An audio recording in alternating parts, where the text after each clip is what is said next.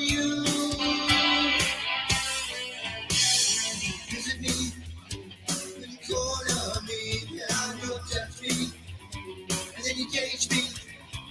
You leave me with these mental scars, you little men from the stars. Why won't you show yourself to me? Let me keep my memories of you.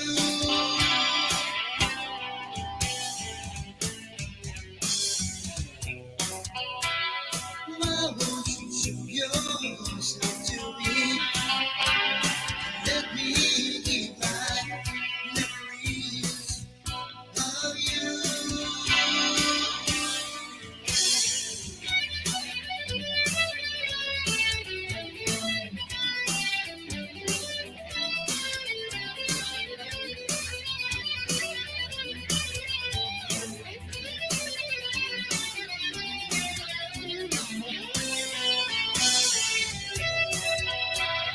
Why won't you show yourself to me? Let me keep my memories of you. Show yourself. Oh, please show yourself. Is my life, my whole life, or is it you an experiment made for your amusement? Oh, tell me, are my thoughts my own, or a sea placed by you? Why won't you show yourself to me?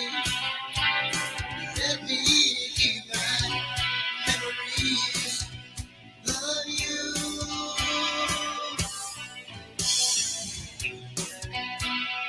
Why won't you show your Welcome to UFO Undercover with your host, Joe Montaldo. Okay, people. Apparently, StreamYard is on crack tonight. Sorry, I understand that. I'm not sure what the hell was going on there. That's for a whole different show. That's on Wednesday night. I'm not sure what it was doing. It wasn't even supposed to be planned because we don't have an interest for this show or an edit. I was like, what the hell is going on? Emily, welcome. How you doing tonight? I know you just got off the air and back on the air. What? I'm doing great. Yes. I messed up big time on that last show I did. Like I Ah, was well, muted for the first 3 minutes.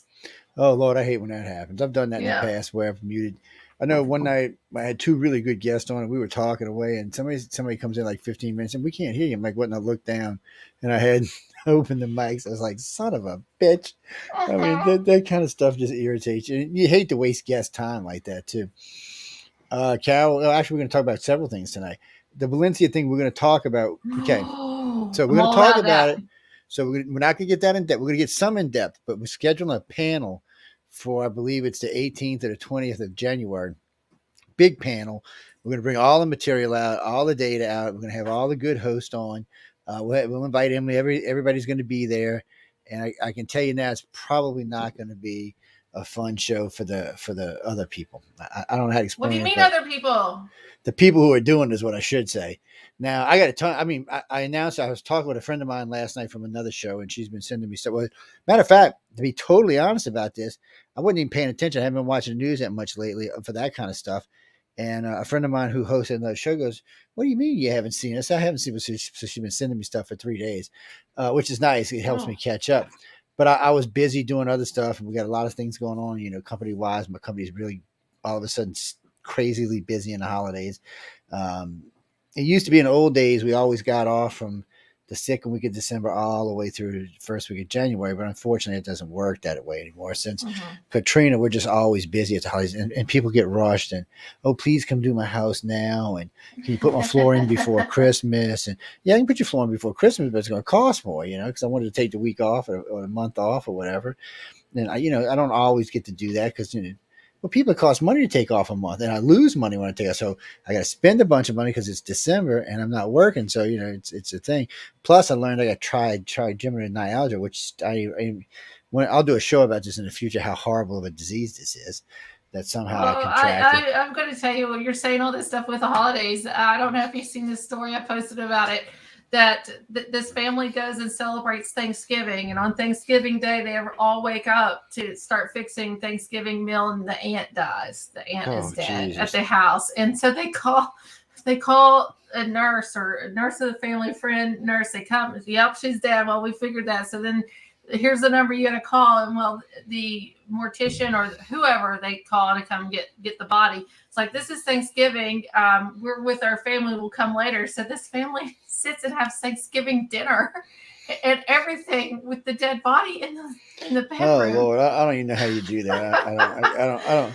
I just don't even know how you do that. I know a couple of years back, my mom found out she had brain cancer, but she never told anybody until summer because she didn't want to ruin everybody's holiday. She found out like a month before Christmas, but she didn't want to tell anybody because, she didn't want to ruin everybody's holidays. And I'm like, Mom, she's like, well, it's a big holiday in our family. And I was like, which I do understand. And, but it was kind of a strange thing anyway. The whole thing was, yes, Crystal, they said it's trigeminal neuralgia. It's a nerve at the bottom of your brain that fires off to it's this whole side of my face when it happens, which has been happening 2 or 3 times a day lately. It feels like somebody takes an ice pick and just shoves it in the back of my eye and just starts scrambling. And while it's doing that, it feels like somebody's ripping out the side of my face as it's jabbing into my teeth. They call it the suicide disease because half the people get it commit suicide. It's just a nasty thing. Is it like migraine or oh no, it's far worse than that. It would be like if you had abscess where somebody was. It's the whole thing. It's the whole side. I mean, it's just the whole side of your face. It starts in my eye and then it runs down through the side of my face and down into both jaws and into my teeth. It's a nightmare. So it really feels like you have an abscess while somebody's sawing off your leg without any anesthesia. I don't know how to explain it. It's the closest thing the doctor says it would be like if you've got a bone marrow cancer. He says it's just horrible, and it is. That's what they call it. The doctor's and it's with your nerve, right? Yeah, it's what happens is a nerve that runs to your brain, to the base, to the start of your spinal, right where your spinal cord starts, and it doesn't go into the spinal cord, and there's a blood vessel that gets up against it and starts pumping. And when it does, it just starts sending signals to that one vein. I mean, that one nerve, and that one nerve sends to a cluster of, I don't know, about 30 or 40 other. It's just horrible. It's I blacked out from it first. I didn't know what I had when it was originally, and I'm pretty good with pain. I mean, I've had some bad things happen over the years, but I don't know. 21st, they're gonna diagnose and see if they can. It's called MVB, where they go in through here, and they go back in the back, and they put it's basically a pillow or a cover they put in between the two veins to keep it from happening. Other than that, it's drugs because there's no pain medicine works for it. The first time I thought I had something else, I took 2 Percocet 10s and didn't even phase it. I was like, you got to be shitting me. And it's nerves. It takes a lot. You got to have like a nerve block, really. I got several. I'm on several nerve blockers. They got me in gabapentin and they got me in carbazine. And that I was taking one. I started taking 2 a day. It's still today all day. It just goes and comes. So if I disappear, people, that's why. But for me, I'm luckier than a lot of the other patients. I hate to say lucky because it's a nasty disease. Mine goes into remission. It lasts about 3 weeks and goes into remission for about 18 months. A lot of people have to deal with this daily. It's a little bit different, though. It's not as intensive. So if it goes in remission, to me that makes me feel like there's like there's an inflammation type thing that happens. They don't know what it is. So usually they think a lot of times they thought it was like a tumor that caused it, but then they realized people like me who had it 6 or 8 years, well, it can't be a tumor because I'd be dead. So they don't, and a lot of times it gets misdiagnosed as tooth pain or something like that. So they go and do all kind of work. Matter of fact, for 4 years, they did all kind of work on my face and my teeth. And I said, guys, I'm telling you, it's not what it is. Did they think it was TMJ? Yeah. So they didn't know what it was. And bad pissed me off because they should have known. So one day I was just in serious pain. I couldn't even stand up. So I got a friend of mine to bring me to the emergency room, and I walked in and the doctor said, let me describe your symptoms to you. And he did. And he looked at me. He said, you got trigeminal neuralgia. He said, you're going to have to see a neurologist. He said, they're going to have to change. He put me in some medicine that he said might lighten the pain. But like the amethyminol, these little red pills, shit, man, you take one of them, you're out. You're out for 8 hours. You ain't getting up for 8 hours. It takes a while to get used to them. But they're great because I can't. I'm a non-sleeper to start off with. Same. So, so busy minds usually are. So people who are into stuff that are always looking at things usually don't. I went and seen a doctor one time in a sleep study, and he said, "What do you average sleep?" I said 5 to 6 hours. He said, "Oh," he said, he called me a healthy insomniac. He said, "It doesn't affect your body." He said, "So you're a healthy insomniac." He said, "Most people can't run on 4 or 5 hours a night." He said, their body starts shutting down on them, starts giving them problems. He said, "You're lucky." I said, "No, I think my brain just works that way. I think it's just wired that way." But there's are you able to do this tonight then? Oh yeah, I'm Joe? fine right now. It's just okay. I'm fine. So you'll know if it triggers. You'll see my whole face go like ah, and so hopefully we'll be all right. I mean, Jay's going to be joining us in a half hour anyway. So if something happens, we'll be covered. But if you feel bad, don't feel like I'm good. I want to know you can handle it. I know you and Jay. Yeah. Well, I know you and Jay could handle it anyway. But it's funny. But it was about 8 years ago. I was like, what the hell is this? And went and seen the dentist. And 2 years after that happened again, I went and seen the dentist. And I'm like, And then 2 years ago or 18 months ago, I was like, what the? This can't be done. And I finally seen the dentist. She said, I don't think that's what this is, Joe. She said, I think this is something far different. So that's why I went to EJ. And EJ said, oh, no, this is what you got. It took this long to get a neurologist. I believe that. 14 months to get to see a neurologist. Believe it. And I see him on the 21st. And they told me there's a lot of things they can do for it, as far as they can do nerve blockers and they can do gamma knives. But my problem is a lot of them leave your side of your face numb. Well, I can't do radio and TV and deal with my customers in my other company if I'm like, that's not going to work for me.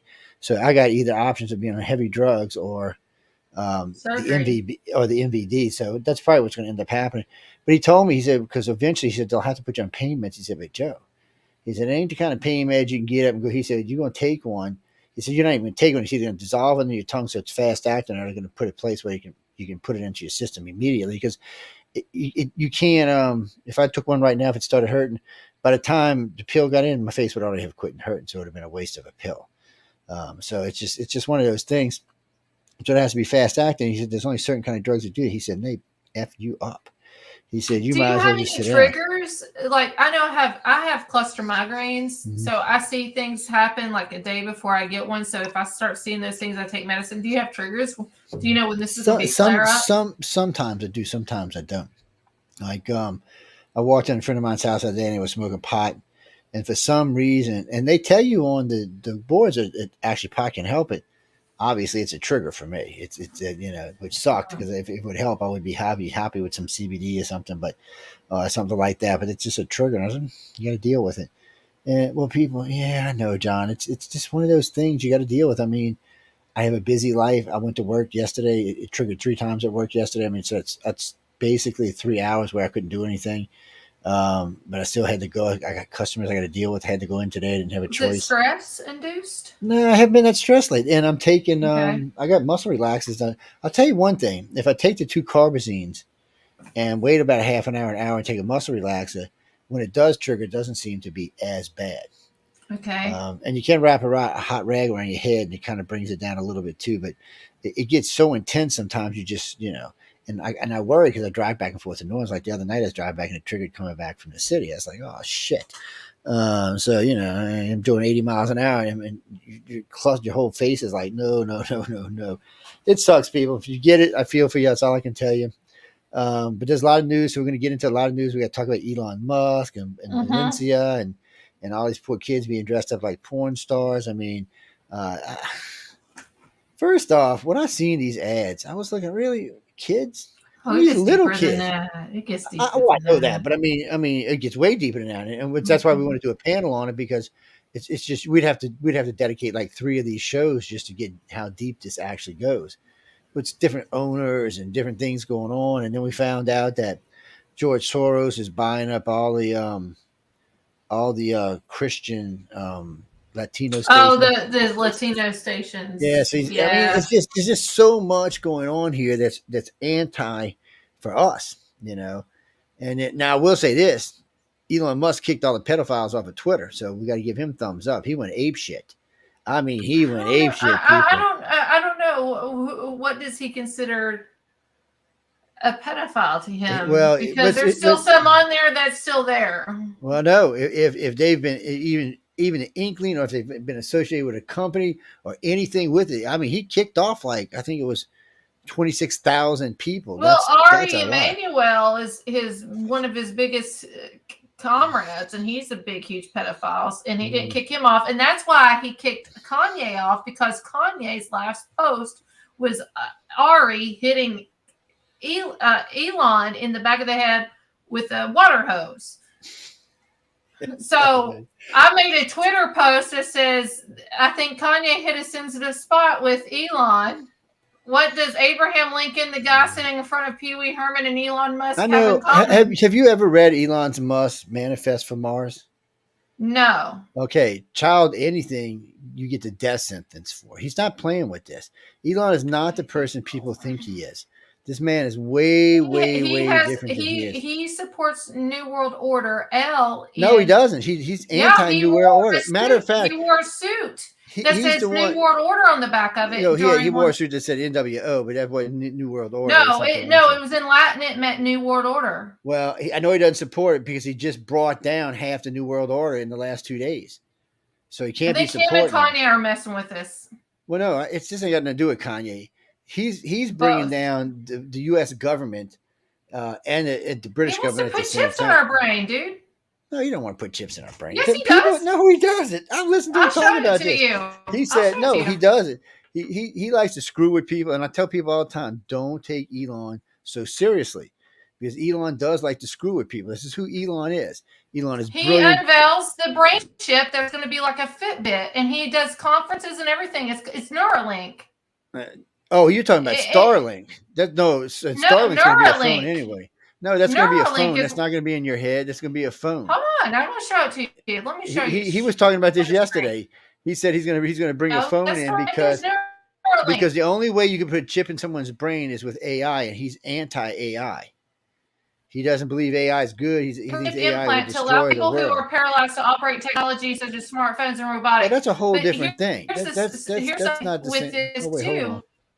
NASA's been doing this to our military since 2015. Well, we've been installing stuff for faster fighters and stuff like that. Here's my secretive startup. I don't know if you have this pulled up. I'm just looking at it. Hold on, can you get it? Wait, I'll see if I can get it up if you can't. I don't know if you have it pulled up. Oh, there it goes. All right, there you got it. It should have let you pull it up. That's weird. But the coin-sized chips developed by Musk's secretive startup Neuralink are ways of off from being useful to humans. He has this whole thing with this Neuralink architecture. Here's last summer that is implanted into your brain and go into do kind of like vaults and stuff. It will move fast, break things. Ethos that defines Silicon Valley not only be kind of inventors who are trying to luck in the biotechnology. Medical innovation is notoriously slow. But he is a proponent for this, to put stuff in your brain. Well, yeah, he is. He actually is. Well, no. So first off, he's been a proponent of this, but this is to help people walk and use their hands. This isn't for storing information or things like that. Somebody already tried that, by the way. There was a gentleman who tried he put a chip in his brain. So this is how this all started in 1994. A guy decided that he wanted to see how we could change the world with a neural interface. So he put a chip in his brain to see if he could record memories. And guess what? He could record memories. So this is for a couple of different reasons. Do you know who Elon Musk's mom is, by the way? Yeah, I love her. I love her to death. She's a sweetie pie, man. What are you talking about? You hate on her for? The crazy the crazy lady. I almost said a bad word. Well, I can use bitch on here, can't I? Yes, I can. I forgot about that. She's insane is what she is. Have you ever listened to her speak? When I listen to her, first off, have you ever heard his dad speak? His dad says Elon is the dumbest one in the family. Well, I hate to even think about that because Elon's brilliant. So if he's the dumbest one in the family, I'm scared. He's not that smart because he never created Tesla. He rode on coattails. He never had PayPal. He sold a company before PayPal. And then they turned it into PayPal. Tesla was not founded by Elon Musk. Elon Musk came over and bought them out, and they're still run by the creators that founded it. That's how he does all his businesses. He buys. He's a coattail rider. He's really not that smart. No, actually, he's really smart because first off, he shows people how to do the work. Let's look at SpaceX. Before he came to space, before he created SpaceX. SpaceX is a hoax. And SpaceX is great. I actually know several people who work for SpaceX. Just so you know that ahead of time. I know several I don't care people. if they work there. There's a lot of people who work at NASA. I've been associated with this particular field in care. aerospace for, I don't know, 40, 50, no, about 34 years. And a lot of people think there's a lot of things that go on. But SpaceX is easy to prove because he's not just launching satellites for us. He's launching satellites for everyone. And certain countries are not going to keep American secrets. This is what people forget about. There are certain countries in the world that are not going to keep American secrets. They would love nothing more than to bust us. China hates us. India is not really friendly with us right now. Russia hates us. Cuba hates us. South Korea hates us. North Korea hates us. Venezuela hates us. Iran hates us. Any of them could get anything to prove that anything funny was going on, they would. And since they all have spies in the system, you know what's going on. This is why people get confused with this. Some things are always going to be up and up, and some things are not. So it's like the moon landing. When people used to always tell me the moon landing was a hoax. The moon landing was the easiest thing in the world to prove that it wasn't a hoax. We have show me the American flag on the moon, and I'll believe you. You can go to China right now, look at their satellites. You can go to U.S. satellites and look. Why do I need to go to China? Because China's got satellites. Because China has taken pictures of the flag and the landers. I don't want to go to China. I want to go to America. U.S. is taking pictures. NASA's got them on their site. Show it to me right now. There should be a live satellite, U.S. America satellite on the moon. You got to wait for the satellite to make its orbit. Well, we got 50 million satellites. They take pictures of them all the time. I believe it's more than that. Stanley Kubrick. It's more than that. Stanley Kubrick's a moron. So it's more than that. Do you know how many people worked on the Apollo program? Do you know? I don't really care because you got Buzz Aldrin even saying that they didn't go. No, he never said that, not even one time. But I know Buzz personally, and I've interviewed him more than one time. I watched him on several interviews. He said, no, somebody might have been faking him, but he said several times he went, no problem. So did Neil Armstrong. Neil Armstrong said one of the reasons they were having problems going back is for one of the things they went back for. You know, have you ever watched Neil's interview about being on the moon? Neil. Have you ever watched any of the other astronauts for being on the moon? Yeah, never. You know how many astronauts? You know how many Apollo programs went to the moon?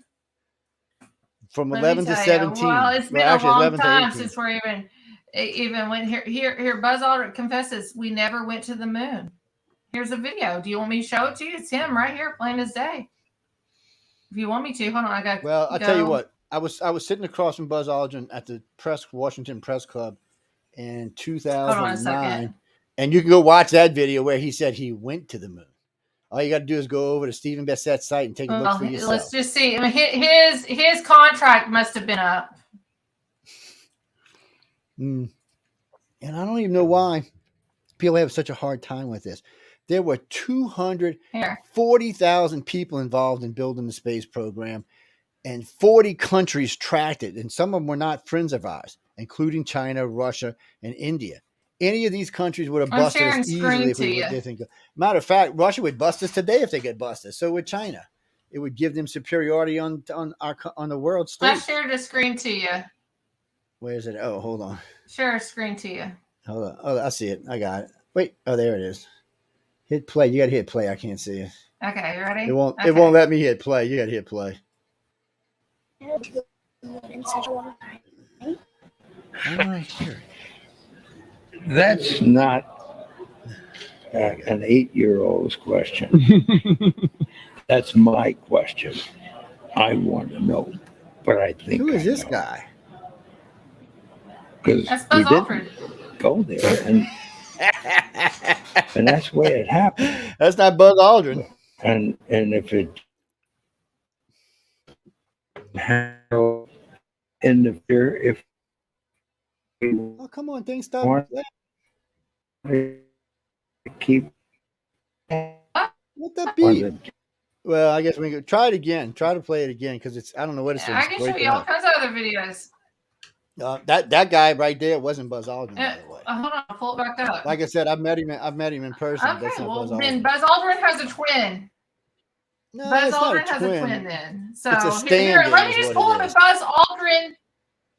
Oh, so he's that important to have a clone? Okay. Or everybody's got stand-ins. Everybody who's got it doing anything of any importance. What the hell was that? So okay, so I'll pull up this then. Is this Buzz Aldrin then to you? Is this Buzz Aldrin? It depends if he's got the clip on his ear or not. Buzz Aldrin's missing, and you can go back when he was. You can go back to when he was in the training program. He's missing a chunk of his ear on the bottom. That's how you know who it is and who it's not. I'm sure if there was a clone, and if he missed a chunk of ear, yeah, it's not a clone. If he missed a chunk of ear, then they would get that. That's like freaking what's his face, Tyson biting off the ear. I'm not saying a clone; it's just a stand-in. They would get that. Here, let's play this one. Let's see what this happens. I forgot all about Tyson biting on that guy's ear. Buzz Aldrin. Fucking hilarious. Go ahead, babe. Yeah, if it's an ear bite, corrections. There you go. Okay, here we go. There we go. Why is it dragging?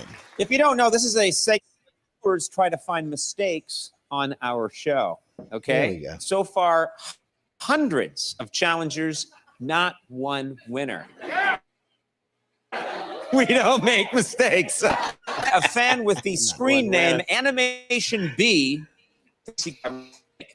He says it happened during one of my regular comedy segments. Conan. Stop dragging.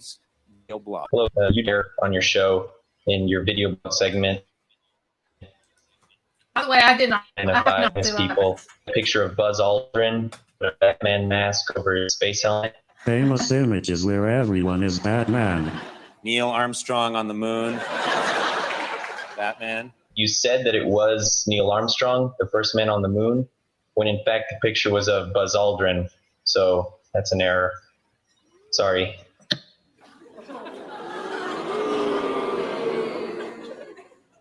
I didn't see that. What the hell? Well, first of all, hey, pal, good luck with your plan. yeah. Sailboat invasion of coastal right? I don't know. Yeah. This sucks. I'm going to get bits and pieces of this. Send me the link so I can play it. Hey. But now the bad news. Sorry, Animation B. You are dead wrong.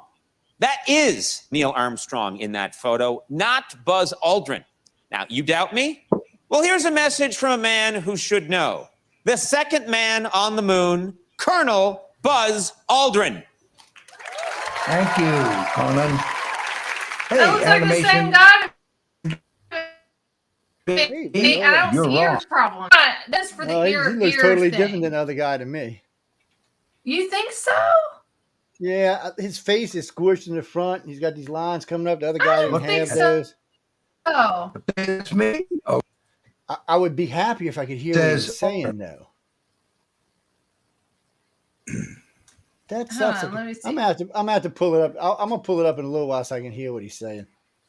Okay, I'm gonna stop it because it keeps freezing up on my end. I don't, but so, it's freezing up. But wait! It's freezing up in the important part. Did you notice that? It was playing. No, fine. I paused it. I paused it to okay. just look at his face, and then I went to play it, and it just kept freezing. I don't know why it's doing. That's weird. Who knows?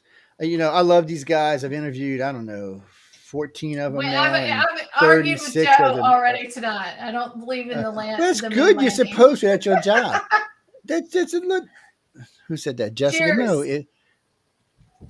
No. I don't like wimpy host, Jessica. You already know that. So what are you going on about? Yes, I don't like wimpy hosts. I don't like them on my shows, and it's fine What's if you wimpy? agree with Am me. I wimpy? She think I'm wimpy? No. She's no. That's a whole different conversation. Does she want to throw hands outside of Taco Bell? I'm just kidding. I'm kidding, Jessica. The people. What do you mean? That's where all of our thoughts happen in Ashland, Kentucky. Taco Bell. I do remember that. I remember the 3 shadows in the moon thing, which still cracks me up even today when people tell me this. I just want one freaking live picture. Like we've had all these red blood moons happen. We've had all this stuff happen. All eyes on the moon. I just want to see the flag on there. I just want to see the U.S. I've seen flag. the flag on there 30, 40 times. You got to catch it when the satellite. Yeah, well, NASA tells you when it's going to come over a rover. So does the China satellites. They can redirect that anytime they want to. 24/7, I would have a camera on the flag. Okay, so on the moon. but you don't. Okay, I'm gonna help you with this. There's a little thing called Dre Track, so you can punch it in and track it with them. So you can actually track the longitude and latitude of any satellite in What's movement. it called? J Track.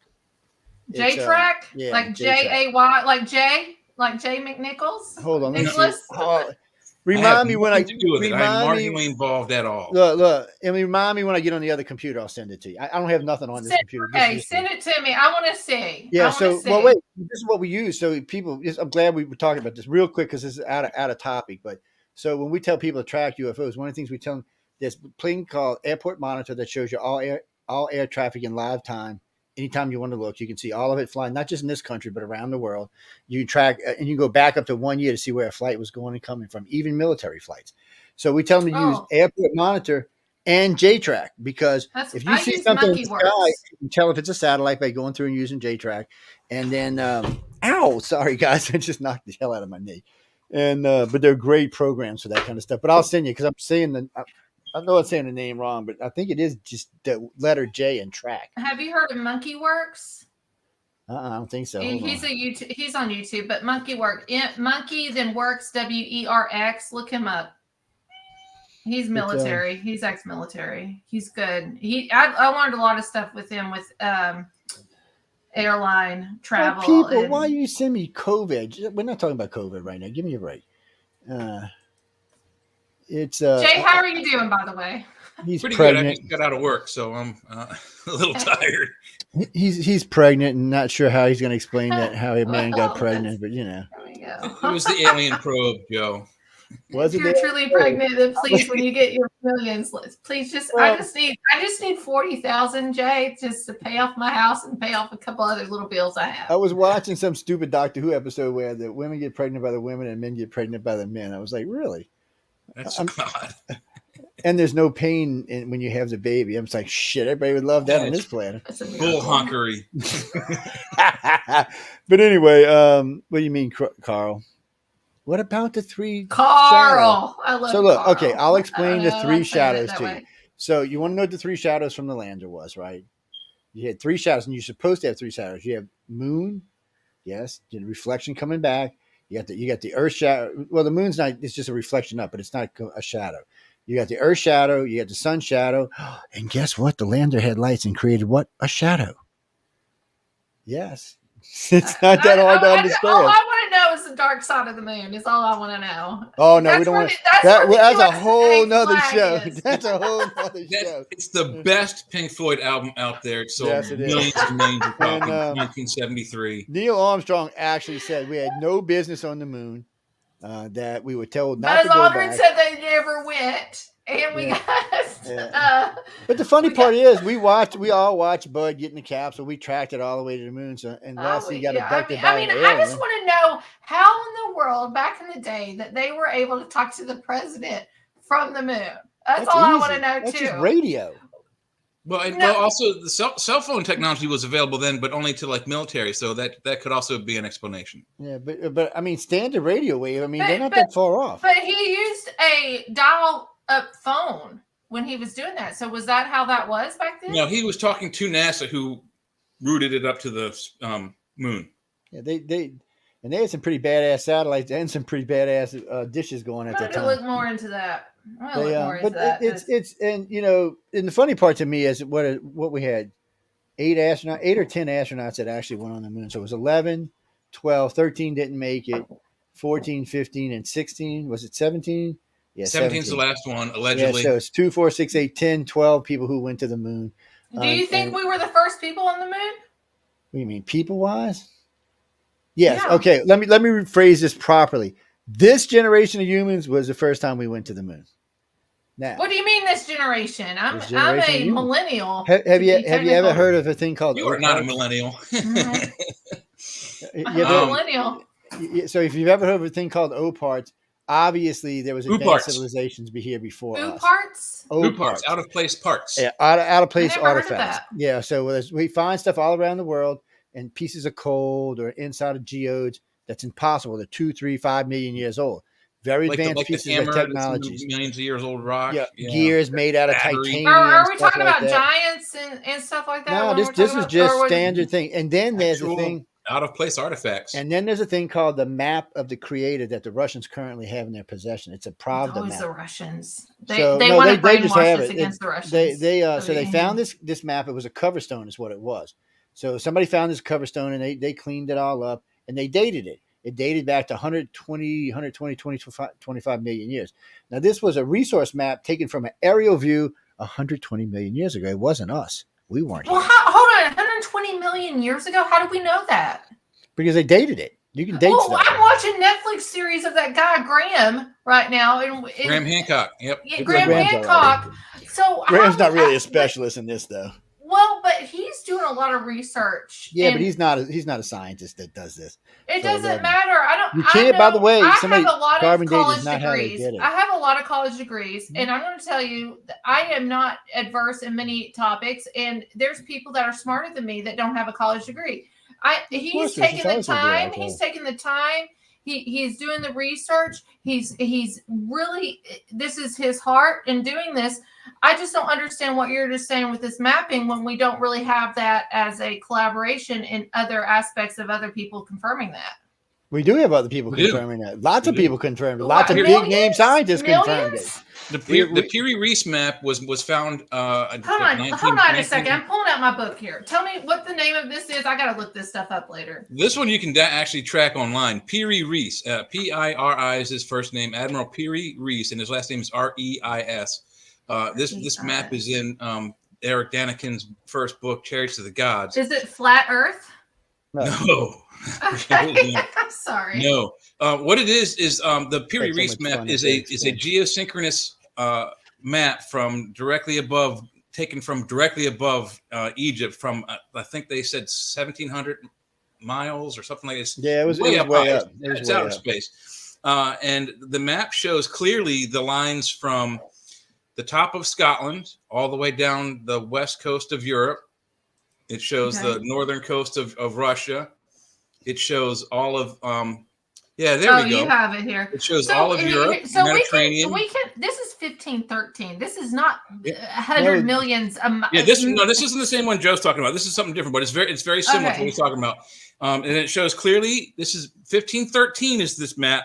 It clearly shows the north coast, or the east coast of North America, South America, Central America.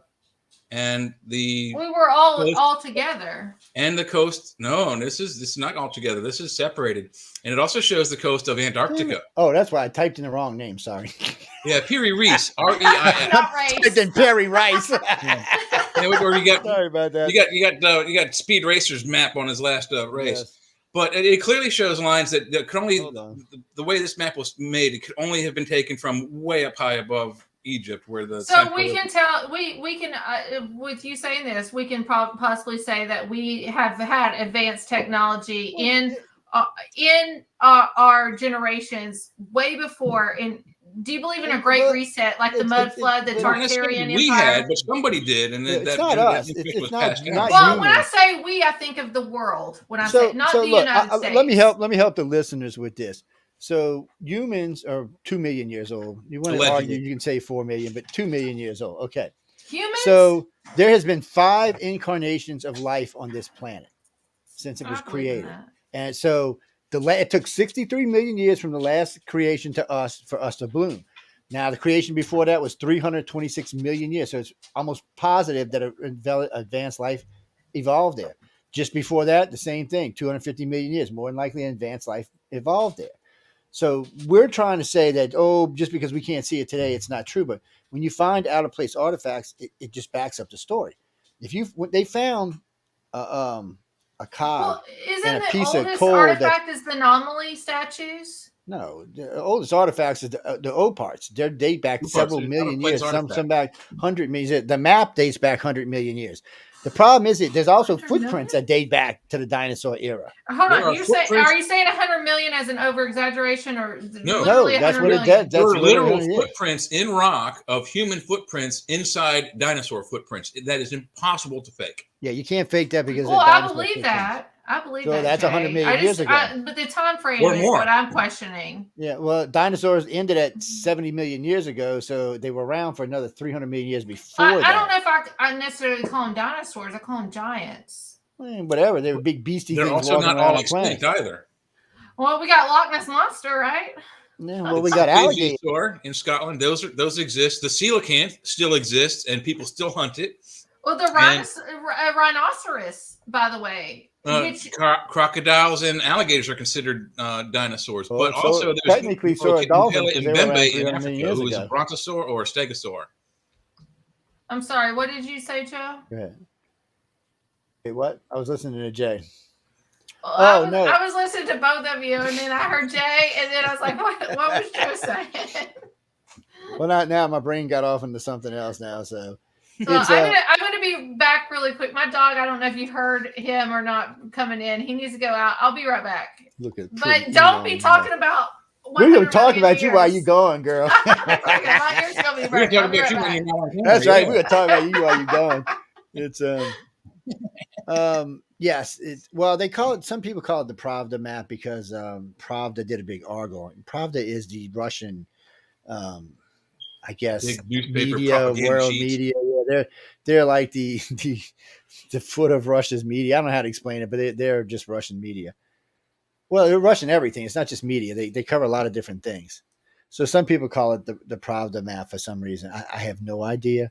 I always think of Pravda as shoes, so I'm not sure why they call it that.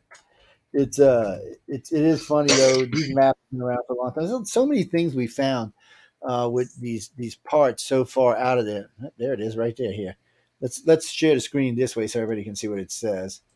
Let's see, and no, present and share screen and da da da da da da da. Mamas, don't let your babies grow up to be astronauts or Russians, or Russians for that matter. It's so. What the hell is that? Wrong one. Sorry, guys. There it is. Okay, I had the wrong one up there. It's a bitch when you got 5 million screens open. Yes, bitch and bastard. You can actually say bitch and bastard. Oh, by the way, before I go pull these maps up, remember this station will now be on Roku as a video station, as a TV. We will be truly television station now, and probably 3 months after that, we'll be on Amazon. And about 3 months after that, we'll be on Apple's phones and Apple Television. About 3-something months after that, we'll be on Samsung and Samsung phone and television. And then a couple months after that, we'll be on Vizzo Television. So we will be available on over 3 billion venues around the world, people. So if you can't find us, I don't even know what the hell to tell you. That's how many people watch those television stations I just mentioned. Each one has probably 300 or 400 million, 500 million. So, I mean, Roku's the biggest right now, but Amazon's well on its way. People argue, by the way, about Roku and Amazon all the time. I just stay out of it. I know when I look it up, it's usually Roku, so I don't really worry about it too much. Oh, you mean the Dogon? Well, Dogon too. Technically, the Dogon are like an out of place artifact in themselves because of the knowledge that they possessed. But that's a whole different. That's a whole different. They're very, very whole different thing. Yeah, it's called Dogi. I mean, we'll talk about it. We've talked about it on other shows. It's just this particular show. Is this the one? Let me see. Is this the one? Is that not it? What the hell I got open on over here? I got all that should. Oh, there it is. Okay. Why am I seeing 2 different things now? See, that's why I said the Pravda maps. Where does it say it right here somewhere? Moscow Town Pravda. That's who has it now. Let's see what we got here. The map, the 3D map of the Earth, created 120 million years ago on a line press kind. There you go, right there. And this is not the only. There are literally hundreds of stories on this map, by the way, people. And does it look like the Thierry Reese map? It's. I'm trying to pull it up. It's not giving me the actual map right now. For some reason or another, I don't know why. So we'll go find another one. Oh no, it's a great story. So a lot of people try to debunk this map. The problem is the map legitimately dates back to the time frame. So people are trying to say this was it, or that was it, or that was it, or this was it. But unfortunately, when you dated the map, that's when it dated. But no, carbon dating is not for that kind of dating. Carbon dating is, I think, for like up to 50,000 years. I'd have to go check again, but I don't remember carbon. I didn't think carbon dating was for the long haul. I thought it was a much shorter. Here, carbon dating is about 5,730 years. That's what I thought. I thought it was a much shorter. Approximately, and can be measured reliably at approximately 50,000 years. But they still can't. They're still arguing about the Shroud of Turin, how old it is. Carbon-14 dating isn't 100% accurate. There's but I mean, it is a short. It's a much shorter form of dating. So some of this map was dated by some of the pigments found in the colors of the map. They dated it back, and you can see there's a list here. It's just study down 100 million, 120 million, 120 million 3D map. And it was an aerial map. So it's a very important map for us because it's long before us, and it wasn't us that put it there. People always say, "Oh, we put it there." No, we didn't put it there.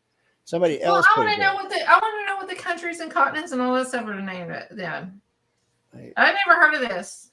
I'm new. Why am I seeing the? Hold on a second. Something is going weird here. Because I'm all about Tartarian Empire. That's where I come in. All that, and then 1800s. Humans are morons. We're barely 2 million years old. We're lucky we even learned how to wipe our asses yet. Compared to the universe, that's 14 billion years old. Is it the Dashka stone? No, there's lots of different things, but this is a particular map that was found. Controversial Dashka stone of 120 million year old map. It's just there's different things out there, and it's weird. I'm sorry, guys. I thought I lost y'all for a minute. I had a little weirdness going. Don't be giving me no shit, Marty. I see you over here texting me. It's there's just so much of this. I want to see the Dashka map in real life. And then there's all the out. See, the map was cool when we found out about it, but it was even cooler when we started finding all these out of place artifacts buried in coal that was at least 20 million, 30 million, 100 million years old. We keep finding, and we haven't stopped finding them. Now, one of the geodes was a fake, but one of the geodes wasn't a fake. So one of the geodes they found that had been fake, somebody had made a real thin line and put it back together, and they put something in it. And then they found one that wasn't, that they dated. They figured it was about 100 to 150 million years old. It takes a long time for geodes to form. And it's just, there's so much of this that suggests that we weren't the first race on this planet. That we're. Well, I don't think we're the first race. Do you, Jay? Do you think we're the first race? This race is just very young. 4.5 billion years old. We allegedly have been around 2 million years old. In that 2 million years time, we've gone from cave dwelling thugs to space cavorting. I don't know. I still think we're cave dwelling up here in Kentucky. There's a lot of that going on in our country. But in that short span of time, 2 million years, if it takes 2 million years for one group to go from nothing to the highest tech available. Well, hold on. Don't you think that we've gone into the same rotation? Like we've had high tech and they've exited out. Look, like the Great Reset over and over, the mud floods and possibly Noah and the Ark and all that stuff, and we've started all over because there's advanced technology. It's been discovered way before us. That's coming even over in the hieroglyphics in Egypt. And things with the Wi-Fi and looks like they are using technologies like a cell phone. But even in the Chicago modern, like Gilded America time, the Chicago Fair and all this stuff, and we have Tesla and the free energy stuff and the cathedrals or was it called Cathedome or something where it was free energy? Tesla domes. Yeah, or something cathode something dome. It's not cathode rays. No, it's I know what you're talking about. But don't you think that we've had these advanced technologies and we kind of like competed and destroyed each other, and then it was wiped out and come back? I can't say it was us. Maybe it was another species that developed on this planet. Maybe it was an outer space species that came and visited this planet. I don't know. But there is a lot of, like we've been talking about, ooparts. Like there are some ooparts that aren't really necessarily ooparts, like out of place artifacts, like the North American or the South American little gold figures that look like the space shuttle. And there, some archaeologists say it's a fish or it's a bird. Birds do not have triangular tail feathers. That's not Dashka stone. There are very few birds that have vertical tail feathers at all. I mean, none of them. All their tail feathers go this way. They don't go that way. So we technically there's 3 maps that date back to this period. But look at this. How do they tell that that's a map? I'm just coming at how. Because if you flip it over, it mirrors the Nile River. And it's not just there. Well, most of it will mirror the Nile, and they'll mirror the Mississippi, and they'll mirror the Euphrates. And it's where they found it at. It's where they found it in Egypt too. They already knew what it was when they found it. They knew what it was used. They had gone looking for it. I'll just tell you, the dash scale right there looks totally different than the map on the right. You got to flip them. One's upside down. Yeah, one's upside down, and then you can see the mountain waves throughout the mountains. These were cut in stone, and it's not the only one. The problem is they have these mountains, these things that date back well beyond humans. Well, so then it means the land change is the same. No, it means the land's changed somewhat. Oh no, not changed, but it looks if we want to look at this and you flip it upside down, it looks the same. Well, no, yeah, you're gonna have probably these tributaries weren't there back in the day. None of this was probably there. This is all stuff that was cut probably 50 million years later, during glacial, when the glaciers were melting and stuff like that, or water was running all over the place, or the great floods. There's been several great floods on our planet. They're drying up. We got the Mississippi drying up. Yeah, well, we've had things that dry up, but you never when you anytime you look at a map that's more than 20,000 years old, it's going to be some differences. And when you start talking 50 million, 100 million, there's going to be differences. I've never looked at a map that's older than 5 years. I'll just tell you that. and even in those, you might see some difference, especially if it's the Mississippi River. I mean, that damn thing's always trying to run off on the side somewhere. They got. If you ever traveled in Mississippi in a boat, you'll notice they got places all over where they I'll tell you, I'm by the Ohio River, and I have friends that scuba dived it, and they will never scuba dive again. You don't ever want to go into the Ohio River. Yeah, not without updated tetanus shots anyway. Well, they said down at the bottom, and I believe my friend he wouldn't lie about this, but he said that there was fish as big as cars, and some of them had 3 eyeballs. He saw one fish that had 4 eyeballs. It terrified him, and he left, and he never scuba dived again. Flounder and sole have 4 eyeballs naturally. Oh, really? Flounder? Yeah. They got 4 eyeballs, 2 on each side of their face. Well, that might be what he saw, but he told me he saw a 3-eyed with one right in the center. That's probably not a natural object, no. Okay. And they're as big as cars? There are fish that get as big as or bigger than cars. Catfish in the Mississippi River easily get big as cars. I've seen them pull 1,800-pound cats out of the Mississippi River, so they get big enough to eat your tuna get like 900 pounds. They're huge. They got sea perch that get 2,500 pounds. I mean, that's just some big stuff. Well, speaking of land and stuff, what do you all think about the ocean? There's a lot of mystery that goes on in the ocean, but the oceans are changed so much since there's just a lot of stuff that's changed around, and there's a lot of stuff we haven't found yet. I mean, just the other day we found something else in the rainforest. We're going to find stuff in the oceans all the time.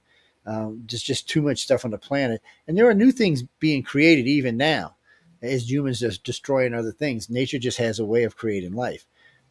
That's why when people tell me, "Oh, there's probably not life in the universe," I have to laugh at them. Yeah, because the building blocks of life are all over the universe. I mean, all you need is a little bit of heat, a little bit of liquid, and a little bit of light, and you can grow all day long. I mean, look what we got stuff growing at the black smoke. You really don't, because we got stuff growing under the Arctic ice caps. We got stuff growing by the black smokers. I mean, that's the thing. I mean, life is going to find a way anyway. So the universe is probably abundant with life. Here's the problem is a lot of it's probably much older than we are. Joe, you're aware of the Trieste experiment, 1957-58. What is it called, Jay? I didn't hear. What was that called? It was the Bath Escape Project, 1957-1958. The ship they created was called the Trieste, Trieste, and a lot of scientists were involved, including Jacques Cousteau, who is a renowned and award-winning underwater oceanographer. But they had 2 camps of scientists. One camp said, when we get to the bottom of the ocean, we're not going to see anything. The water's too deep. There's too much pressure. It's too cold. Is no it light. Too dark? Is it too dark for them to see anything? This is what the scientists are saying. Not me. And then they said also that pressure and that depth, the water is going to be more like ammonia than it would be water. Then you have the scientists on the Jacques Cousteau side who said, we're going to find something. We'll find biology, maybe bacteriology, maybe virology. We're going to find some kind of biological life down there at the bottom. And so it's a 4-hour descent, 4-hour return, and they had 11 hours worth of air. 4 hours to go all the way down. 4 hours gets me to Pigeon Forge, Tennessee. So that's roughly like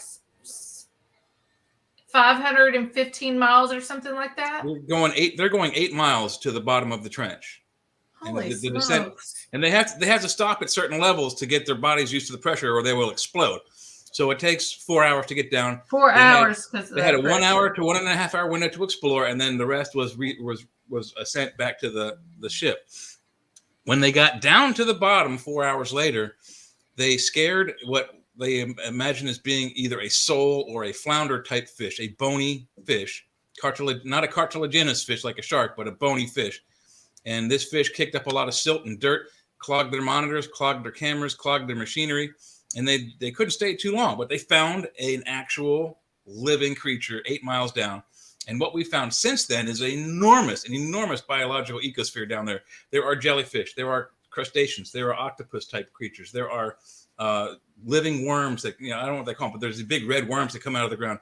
There are cartilaginous fish like sharks. There are all manner of type of fish everywhere else in the ocean found at the bottom of the oceans. Most of them have some sort of self-illuminating bioluminescence. And everyone why do you think they have that bioluminescence? So they can see each other. They have in order to see, and also to attract mates and to attract prey. But we had this, half of these scientists said there's nothing down there. It's too this, to that, the other thing. And the other scientists said, oh, well, maybe we'll find, biological or bacteriological, sand bed or something. But if something can live that far down in what we call an extremophile situation, these are extremophile creatures. There is no mathematical. That's why I don't go in the ocean unless I have. I don't like the ocean because there's things that can swallow me whole. But we have creatures that can live at the bottom of our ocean. We have creatures that live inside of our volcanoes. We have creatures that live inside the permafrost and semi-frozen dirt in Alaska and the Arctic zones. We have creatures that can live on the space shuttle. There are creatures that are on the space station. We got the hollow Earth entry at Mammoth Cave here in Kentucky. Yeah, that doesn't count. There's no science on that. It doesn't count. We have this actual data from the bottom of the ocean. We have it from the space stations. We have it from all over the world. If we have creatures that can live in those extreme environments and even the mild environments like where we live, just think about it mathematically. It's impossible mathematically that there aren't other planets that have life. And believe it or not, there are 3 planets in this solar system that probably had or have life. Number 1 is Earth. Number 2, we're fairly certain that Mars had life. It no longer does. We're fairly certain that Venus has life, but the atmosphere is so extreme we can't test that out. But the atmosphere is 90% carbon dioxide, which comes from human breathing. It's not carbon monoxide, which comes from burning fossil fuels. Mm-hmm. It's carbon dioxide. It comes from biological processes. Then we have 2 possible other planets around the Jupiter, Io and Europa, who may or may not have life. So right there, if you count those 5 planets up, I give our solar system an average 1.9 planets that have life. Average that against the hundreds of trillions of planets in this solar system. It is mathematically impossible with those numbers that there isn't another planet with life in this galaxy alone, which also translates to the galaxy as a whole. Life is all over the place. You cannot get away from it. And I guarantee you this, no one will ever be able to prove it, and I'll be dead millions of years before it is proven. There's living creatures, big creatures that live in outer space too. We just haven't seen any. But if we have this technology and stuff, why are we not seeing this? I would think we would see something by now. Because we're greedy. Well, the thing of it is, we have seen things. We just don't want to share. Yeah, people who are in charge of that information are greedy. I've been invited places to view things, and like it cracks me up. I spent 3 weeks out at Skinwalker Ranch, and so I was out there, and it's a triangle, by the way. I'm probably the reason why Bigelow sold it.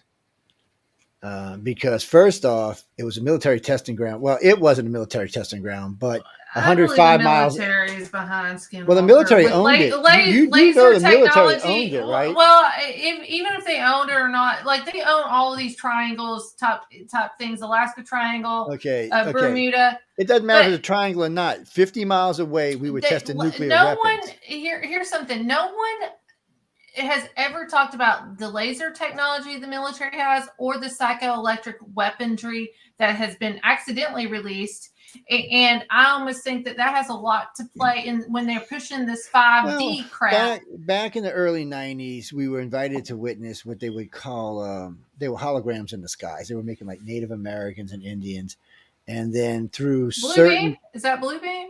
Or? No, that's not Blue. It's a different type project. Okay. Blue. You got to remember, anytime you hear a name of a project in civilian life, it's probably bullshit.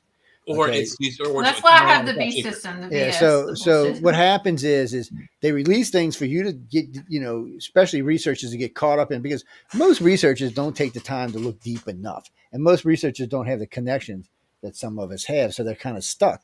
So they follow. It's like Echelon and Carnivore. Echelon and Carnivore are real, but that's not actually their real names. It's the programs are real. They do text. What they watch our text. They watch our voice. Right now, they're listening. The damn computer's just running away. And if we start saying certain words about doing this, that, or the other thing, we'll hear definitely at one of our doors. So that's been ongoing for a long time, but that's not the actual names of the projects. And Snowden put some light to it as little bit as he could. Snowden wasn't high up enough, and that's another thing. People took Snowden too seriously. He was a low grade tech. This guy was not way up in the thing. He was not allowed to see. No, but he released it all, though. Yeah, but what he released a lot was fake. That's what we're talking about. He did a lot of this stuff himself. He was not high enough up the chain to get some of the information he was saying. They would have killed him. So if what he was saying was real, he'd already be dead. They'd have contracted somebody in Russia to kill his ass, and it would have been easy to do. I mean, he's living in a house by himself with no security. Would have took nothing to kill a man. So how do you know that, though? Because we have spies that watch him all the time. We have spies in Russia. You don't think we have spies in Russia? Come on. We got lots of spies in Russia. I mean, we got Russia spies here in the United States. Yes, we do. But and if Russia, remember, Russia got kicked out. Remember, we kicked out Russia because of what? Because they were spying and they got busted for doing things, illegal things in our country. But so they do get in trouble for it. Seeks asylum in Russia, though. So there's a reason why he feels protected. He feels protected there. Because he's going to go to jail. He would have gone to jail here, and he would not have survived jail here.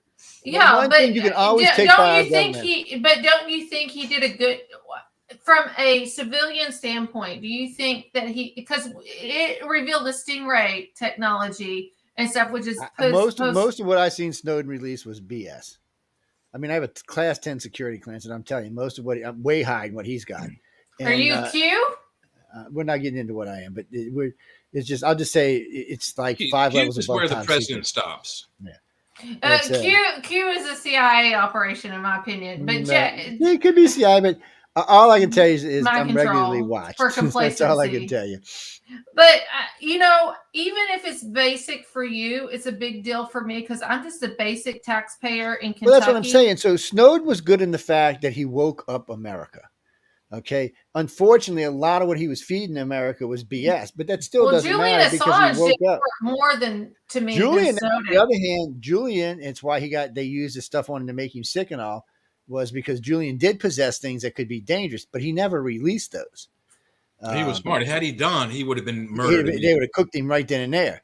See, we have technology that can cook you from a distance. You've seen it used in Cuba against us. It was used in Cuba against Americans at the embassy. They used it to cook people. Did you always hear a voice?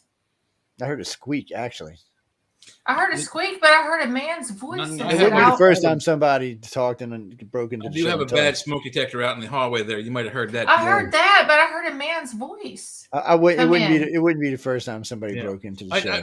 I wouldn't worry about it, Emily. I've been physically threatened over the phone by I do EVP paranormal stuff, and I have amplified earbuds in, so.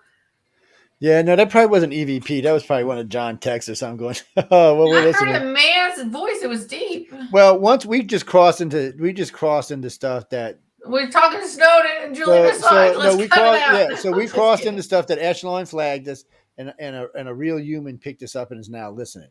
So he or she is probably going, no, okay, we're not worried about these guys. Yeah. That's how the system I wouldn't works. worry, Emily. My father did top secret work. He worked with EG&G, which, by the way, if you don't know who EG&G is, they built Area 51. Okay. He didn't work at that project, but he did work for EG&G in Gaithersburg in Florida. And since I was, probably even before I was born, our phones were tapped. My dad was one of 5, maybe 6 civilians who was allowed to go on our nuclear subs. Like if you or I were to go on a tour of one of our nuclear subs right now, there is about 10 or 15 devices they would have to cover up because they would have to kill us if we saw them. Yeah, if you saw them, you'd be dead. Anyway, so my phones have been tapped since probably before I was born. They've been tapped all the way through my life. My father's passed away now. My phone is probably still tapped because of my father's link to the DoD and what work he did with the U.S. Navy and inventing CERTAS and several other devices to keep our subs quiet and safe and Christopher, able to find other bad guys. So I did hear that, Christopher, that Snowden was asked to go fight in the Ukraine. I did hear that. Really? I don't think it's true because I don't think he's the kind of person, but I did hear he was asked. What do you mean go fight in the Ukraine? Go fight in the Ukraine. He's an asset. He's a viable. What do you mean fight? I don't think of him as like. What do you mean fight? Is they it asked just him to go get a gun and go shoot technology? people. No, they wanted him to go shoot people. They're low on people. It was just something Pravda played up. They just were playing with it. I don't think what they ever really. What are you eating, Jay? You're making me hungry. I know. What are we eating, man? It's taco. It's taco. Well, there's so many programs they run. They pay attention to what's going on, and because we got a lot of terrorist activity around the world and other activities around the world that they want to pay attention to, which is fine. I mean, a lot of like Julian Assange. Julian was brilliant, and if Julian could have got if the UK would have backed him, he would have released shit.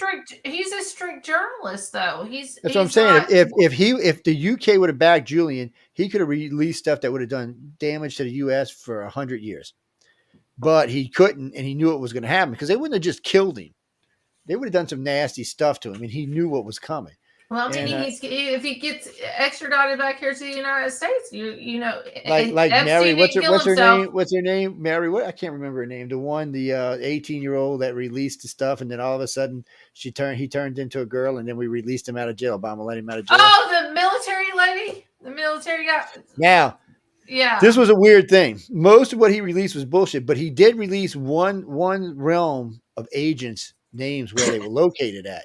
I'm surprised they didn't kill him over that. I really am surprised they didn't kill him over that because he put a lot of agents at risk. And the CIA and the NSA did not want him released because of that. But Obama, for some reason. Chelsea Manning. Yeah, there you go. Chelsea Manning. Manning. Obama decided that Chelsea needed to be out of jail for some reason. I don't know why, but they let him out. You know, we paid for that sex change, right? The military paid for that sex change. Well, we pay for all of it. Taxpayers do. And that's what I'm saying. That's the taxpayers paid for it. How much money do we send over to overseas for gender studies? Well, you know, we'd rather do it on other people than us people, you know. It's like the COVID thing, you know. We'd rather send it over there and let them do it than do it here where it could be more dangerous. There's just so much that it goes on. Carol, who? You know, I don't remember. I'd have to go look it up. I do remember the Apollo 17 trip, but I don't remember the astronauts' names. I interviewed one of them when I was at the Washington Press Club. He was a very, very nice man, and he actually talked about it was kind of a waste of time to keep going back to the moon because unless we were going to mine helium-3, and that's another way you can prove we went to the moon because we have physical helium-3, real, and the only place you can get it is the moon. There's nowhere. It's not on Earth anywhere. You can't find it on Earth. It doesn't come to Earth. It's only on the moon. So we know they went because of that. Not just that, there was other things they brought back that only can be found on the moon. So those kind of things, you know, let us know they were there. But you know what bothered me the most is they didn't tell us what everything they saw there. That's what bothered me the most. There's cut takes where you can see they stop and they start and they stop and they start because there was something going on. There's one where the guy's getting ready to throw something. They thought he was trying to throw it in space. He was throwing it at something, and you can actually see the shadow moving behind him. He was actually throwing it at something. Of course, when the guy went floating up in space, we didn't have the technology to reproduce that back in the day. If there weren't any top secret things going on in any of the Apollo missions, why did they have two channels, one public and one private? That's right. One scrambled. Well, and you one know, think about it. You know when that started, right? That was Mercury, Gemini. I think it was Gemini missions when they started with the Santa Claus and the Christmas stuff because they kept seeing shit. Santa Claus. Well, anytime they saw a bogey, code word for UFO. Yeah. Anytime they saw a bogey, they said, "I see Santa Claus. I see Santa Claus in his sleigh," which means they saw a bogey. Yeah. Now, one of the Mercury astronauts, it was funny. He's up there. He's like the third astronaut up when he's seen the fire. If you ever watched the movie and the Aborigines are making a fire and it goes into space and he's flying through, he actually saw that. That was a real thing. It actually was on video. They actually got what the movie video. are you talking about? Oh, what movie was that? The Right Stuff. You said the Aborigines? And there's a scene where the Aborigines are making all these sparks and they go up into space. Well, Right Stuff now whether or not that's what was in space, we don't know. But he actually saw whatever these. He called them fireflies flying around the ship. Fireflies in space. At least 9 astronauts from the Mercury, Gemini, Apollo program said they saw live things in space. At least 15 from the I'm nuts. You're all going to think I'm nuts. I'm getting ready to tell you. Go ahead. I'm sorry, what Joe. Happened? No, go ahead. Somehow or another, I unplugged the camera. Y'all gonna think I'm nuts. That's okay. We already think you're nuts. So go ahead. You wouldn't be on it. I'm not going to elaborate on this tonight. I'm just going to tell you this. I don't believe in planets. I don't believe in outer space.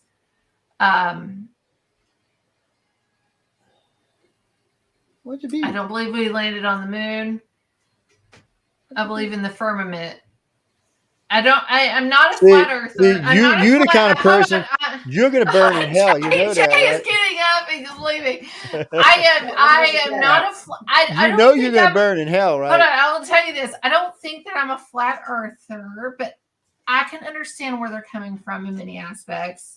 The flat earthers have no ground to stand on whatsoever. You can go up 11 stories into any building. You can see the actual curvature. Well, I'll just tell you this. My cousin flew Air Force One for Clinton, and he told me about the mapping and the directions, and there's no curvature. And I'll just tell you this. I'll tell you this. He's an avid flat earther, and that's the only. And I trust my cousin. And Timmy O'Malley is his name. I trust him. Now, I'm not sitting here saying I'm a flat earther.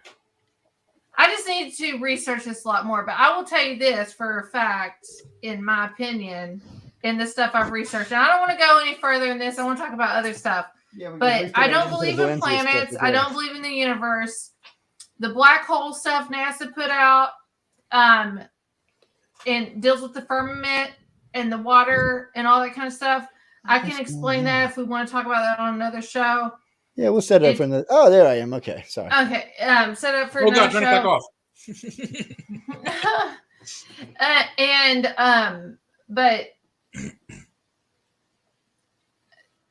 I don't think the universe is out of this realm. If that makes sense.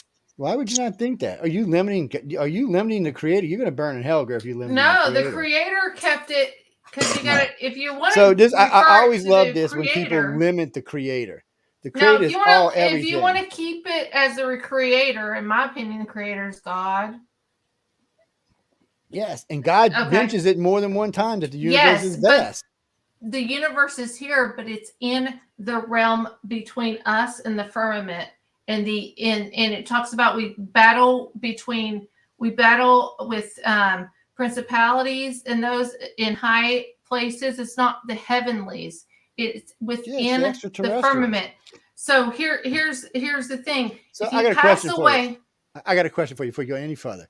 So what you're telling me is the creator sat around for, I don't know, 15 billion years and then created us. Because there's no doubt we know the universe is 14 billion. That's pure science. That's not what I'm saying. We know for a fact that the universe is 14 billion years old. We can see we can even see the start of it. So it's hard. And then we can see the universes. We can see the other galaxies spiraling. We know that Andromeda is headed towards us, and one day is going to eat us, just like we're eating. What is it? The Sagittarius galaxy right now. We can actually physically see it, and it's worse than that. Because 1 million years ago, we weren't surrounded by red dwarf stars, but today we are. And we're surrounded by the red dwarfs for the stars. The universe. I'm sitting here thinking about a beyond, and this is a flat earther theory. I'm not a flat earther in many aspects, but I've been beyond the ice wall. I do believe that there's other land beyond the ice wall. I've studied too much with Antarctica and stuff that's going on down there in the government. I've had people that work down in Antarctica on my show and talked about the technology that they're having there. But beyond that, I believe that there's other lands and aspects. And that brings in the sons of God and stuff in the Bible and the Job. So I don't think that the universe is up that way, up in the sky. I think the universe is out this way in many aspects. Well, the universe completely engulfs us and surrounds us. And I can tell you this: if you ever get lucky enough, which you might, because you're young enough, we're sending people into space as tourists right now. So you might get lucky enough to actually physically go up there and see it. I'll just tell you this. I've been at 80,000 feet. The firmament talks about the firmament, and God, Creator, separated the firmament from the above and below, the waters. All right. So I'll tell you what confirmed this for me, and this just happened a few months ago because of NASA's release of the black hole. When I was major young, at 17 years old, my pastor of my church, before he passed away, Pastor Gardner, went and did an investigation of the Bermuda Triangle. They went down the submarine, all this stuff, and everybody. This was on 8 tracks. Everybody, this is how long ago he did this. This is like in the 70s or something, 60s, 70s. He did this investigation. They kept like, Emily, you're not prepared for this. You don't want to hear this, all this stuff. And finally, at 17 years old, because I kept bugging them, they let me listen to these tapes. And when I listened to these tapes, it sounded like water. You're in water. And it sounded like chains and moaning and all this kind of stuff. And it was like really weird. So then this past year, NASA releases this audio that's recorded from a black hole or whatever. And I'm telling you, what I heard when they released this, it took me back to that time of what I heard with my pastor that investigated the Bermuda Triangle. It's waters. So the firmament separated the waters from above and the waters from below. And that confirmed that to me when I heard that, because it was all like mixed up. I didn't know. And I listened to some flat earthers like, I don't know about this. And then I was listening to this. But when I heard that, I was like, this is something totally bigger and different. And I don't think that there's a universe above. Well, all I can tell you is I've been in several jets because I used to be in the Navy at 80,000 feet. And I'm telling you now, first off, the planet is nowhere near flat. It's nowhere. I mean, you don't understand when you're that high up, you can see the planet completely circled. We need to have a GoFundMe, send Joe to the moon. 80,000 feet is about 50,000 feet higher than most commercial airliners go. So when you get on an airplane, you go to California, you get that. The most you'll go about 5,500 Joe, miles. I need video footage and documentation of you going out. When we go out to like Fallon, Nevada and places like that to do bombing derbies and stuff like that, we would fly around 84,000 feet. You had to wear air. There's no oxygen up there. You had to wear a mask on. Well, how big is the firmament? So when you're looking from there, you can clearly see the globe. There's no doubt that we live on a globe. There's not even any question about it. Plus, the planet looks entirely different because you get this blue haze, and then you can kind of just look out and just watch it bend over as space touches the planet itself. You can actually physically see the space touch the planet. Hold on. It's not a dome, girl. It's an atmosphere. This is the society.org. Hold on, firmamentSociety.org. Well, like I said, one of these days you'll get to go to space because you're young enough that you'll probably get to go. I'm not going to space. I don't want. Yes, because you don't want your theories busted out. I don't think you do know we have probes. Well, you do know we have probes that are outside of our solar system now, right? Mm-hmm. Physical live probes that are outside the first one, just like that have been tracked the whole entire time. So we know. I just want to say, when it comes to probing, all I want to know is the United States flag is on the moon. That's it. It is. Probe. I want to see it. I want to see it real life. I want to see it live streaming. That's it. And then if you get me at the moon, you'll get me at the outer space. Listen, they only left one camera behind. That was on Apollo 17. It was remote controlled from Earth, and it's the only one. When you see the LEM launch, the camera pans up and follows it, and that camera has been dead for 50 years. It don't matter. It doesn't matter. We got 50 million cameras now. We got 50 million satellites now. I want to see the flag. We would have to go back up there and put one down. There are no live cameras. All the satellites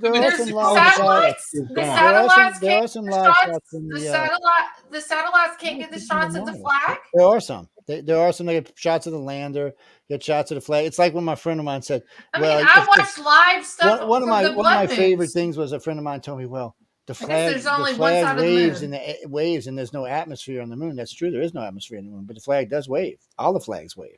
There's a little coil spring put them in, so very, very, very slight atmosphere, but you cannot breathe without oxygen. Yeah, but they actually put a coil in the flags to make them wave because they wanted the image of America being on the moon with the flag waving. I don't even care if the flag waves. I just want to see the flag. Allegedly, if you have well, you see, I was alive and watched it live, so it's different for me. Yeah, I watched the landing, I watched the whole thing. I did too. And we did not have the technology to reproduce that then. We couldn't even, it took us 30 years after that to get the technology to reproduce that. There was no reproducing that. And again, the Russians would not have lied for us. Not in a shot in hell. The Soviet Union would have never lied for the United States and said, oh, well, they went to the moon. Neither would the Chinese. They would have said, oh, no, they didn't go. And there was a whole host of other countries. Most people don't realize it had to be tracked around the world. And if we had made it up there, guess what? China and Russia would still be trying to get up there. Yeah. And they wouldn't I believe China and Russia made it before us.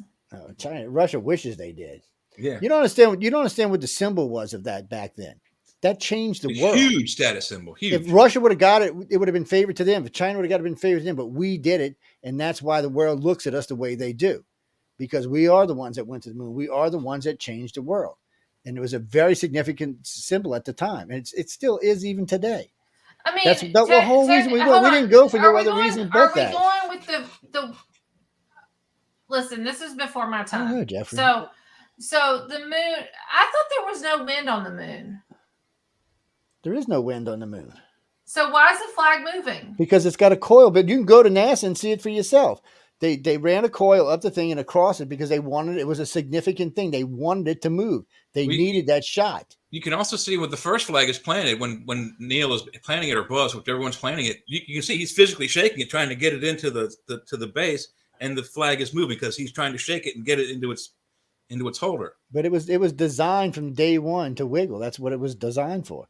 We didn't want a symbol of a flag just sitting there. And it's worse than that because if it was designed to wiggle. Well, that's a t-shirt for But you don't understand. If they wouldn't have put the coil in it, it would have floated upward and it would have been all scrunchy and looking like crap. The Centralist radio show is designed to wiggle t-shirt.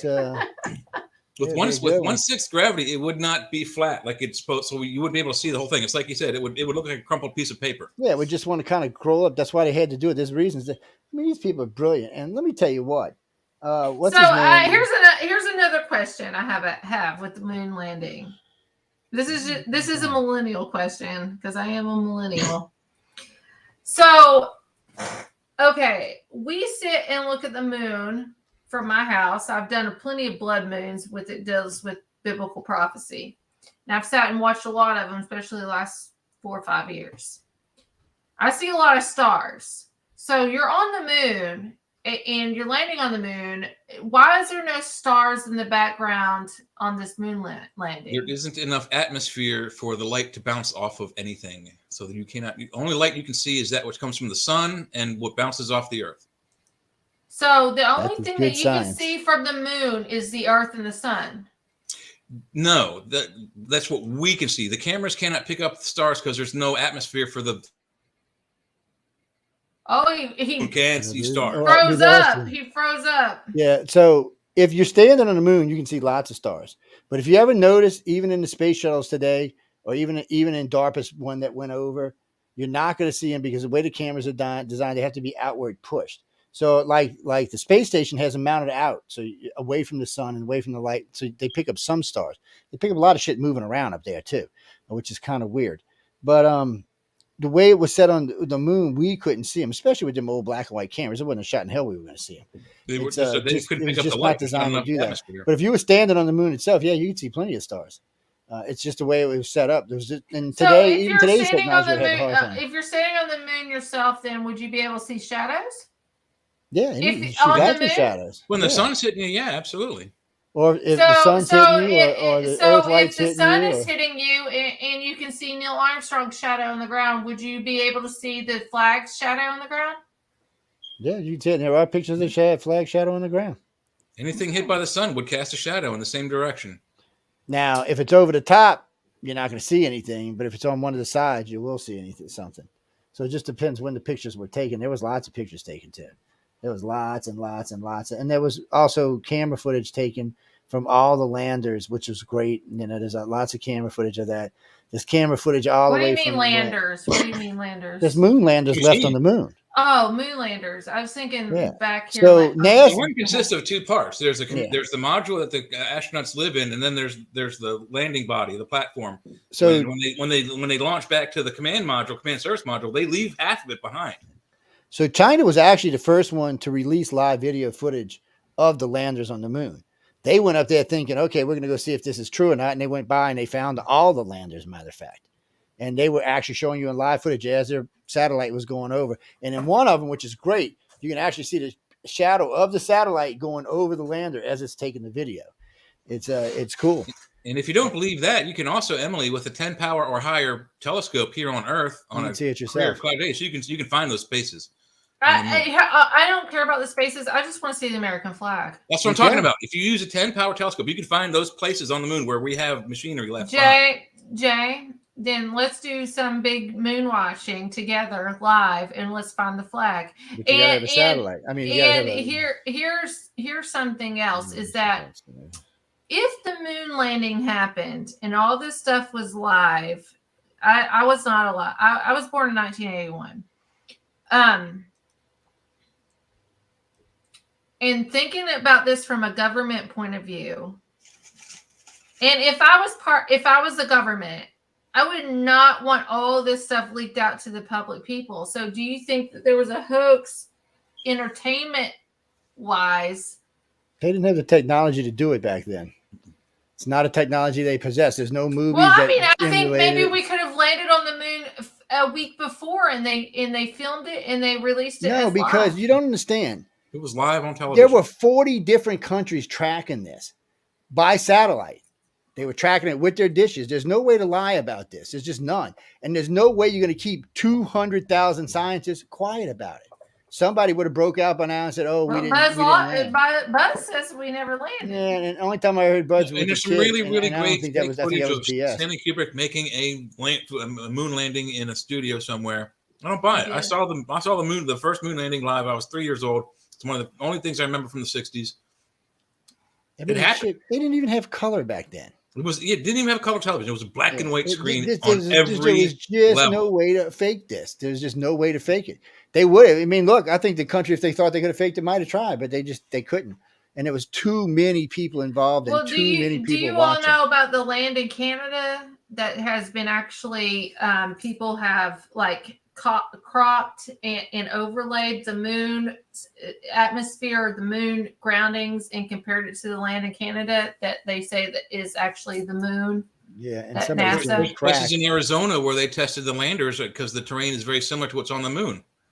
So it's really weird that because what they just NASA just released like this little looked like a door or something. I think it was shadow play in many ways on Mars. And somebody found that same landing or that same thing, it was in Canada. Like they use the same aspect or the same land area. So right there, it's a hoax. If you have to overlay stuff and move stuff around, it's a hoax. Well, we shouldn't have to do that. But NASA. No, I'm talking about NASA. Look, NASA stuff is easy. NASA in Hebrew means to deceive. You can track anything that NASA does. You can track. This is what bugs me about people. There's nothing they do that you can't track. You don't even have to use NASA. Do you know NASA is putting chips in our military at 18 years old? It's on their NASA web. Yeah, it's on their NASA. It's on their website. I'll pull it up right here from NASA website. NASA. It's on the official NASA website. It's on the. It is. No, there's an official stamp that goes on NASA. Hold on, I want to show you. This is NASAwebsite.org. What 18-year-olds? Right there. NASA's website would be nasa.gov. Yeah, it would be NASA.gov. I'm sorry. Or NASA.com. Tissue chips. Here's tissue chips. NASA. Hold on. If it's going to load. It's going to load. The only chips I know that are being placed in anybody are biochips to help you move. And the other ones, the only other one they have out is they haven't even started using them yet because right now they're still using they're using telepathy to fly planes now, and it's not a real form of telepathy. It's it's fly by wire. It's just like it's like they how just put this hat on you and you fly. You don't even need no gear anymore. It makes it's like how Stephen Hawking controlled his chair. He made it. He think and it would go in the direction he would. And he wanted a chip. That's one of the ones that wanted a chip. He thought he could have a chip in his brain to make it go. The chips are advanced enough. I don't think the human brain's advanced enough. The human spirit isn't emotionally advanced for half the stuff we've got. I know, it's true. Our brains ain't even good enough for cell phones. I know, guys. We'll talk about Valencia next week. We just got carried away and got on this stuff. We can talk about that. No, we only got about 20 minutes, but we'll talk about that next week, and we'll talk a little bit about Elon Musk right quick. Where did I have it up? Let me see. Yeah, I do have it up. Hold on. Let me make sure it's nobody's name on this anyway. I don't get nobody on my ass. I've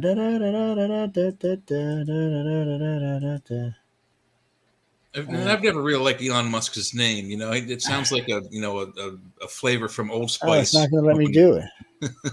L means God with there it is. Okay. Yeah, Elohim. Yeah, but he still sounds like means above, and then we got the elite. So wait, so I got a question for you. What happens if there are people before God? So remember, your God that you're talking about. Wait. Let me finish. There's no people before God. The God you're talking about is only 2,000 years old on this planet. No, that's what you say. No, there's many gods before. There's many gods before. That's the Sumerian gods that's coming back. The return of the gods. Many gods before that God. No, there's not many gods. Currently, I think there's over 7,000 gods and 1,001 religions. And you're telling me you know the one that's right. But you're telling me you know the one that's right. That's egotistical. I'm not telling you that's the one that's right. You just said that. No, you just did it a little while ago when you told us about how the planet works. No, and how things are going. You can't just ignore things from the past. I mean, that's what I hate about Zahi Hawass, Dr. Zahi Hawass. He ignores actual facts based on the pyramids that he claims were built by the Egyptians. And I never talked about the pyramids. I never said anything about this. But just as an example, he ignores facts that are in place and adds facts that do not. God existed way before the pyramids. God's parents. But still, you have to I got smacked for that in Catholic school when I asked who were God's parents.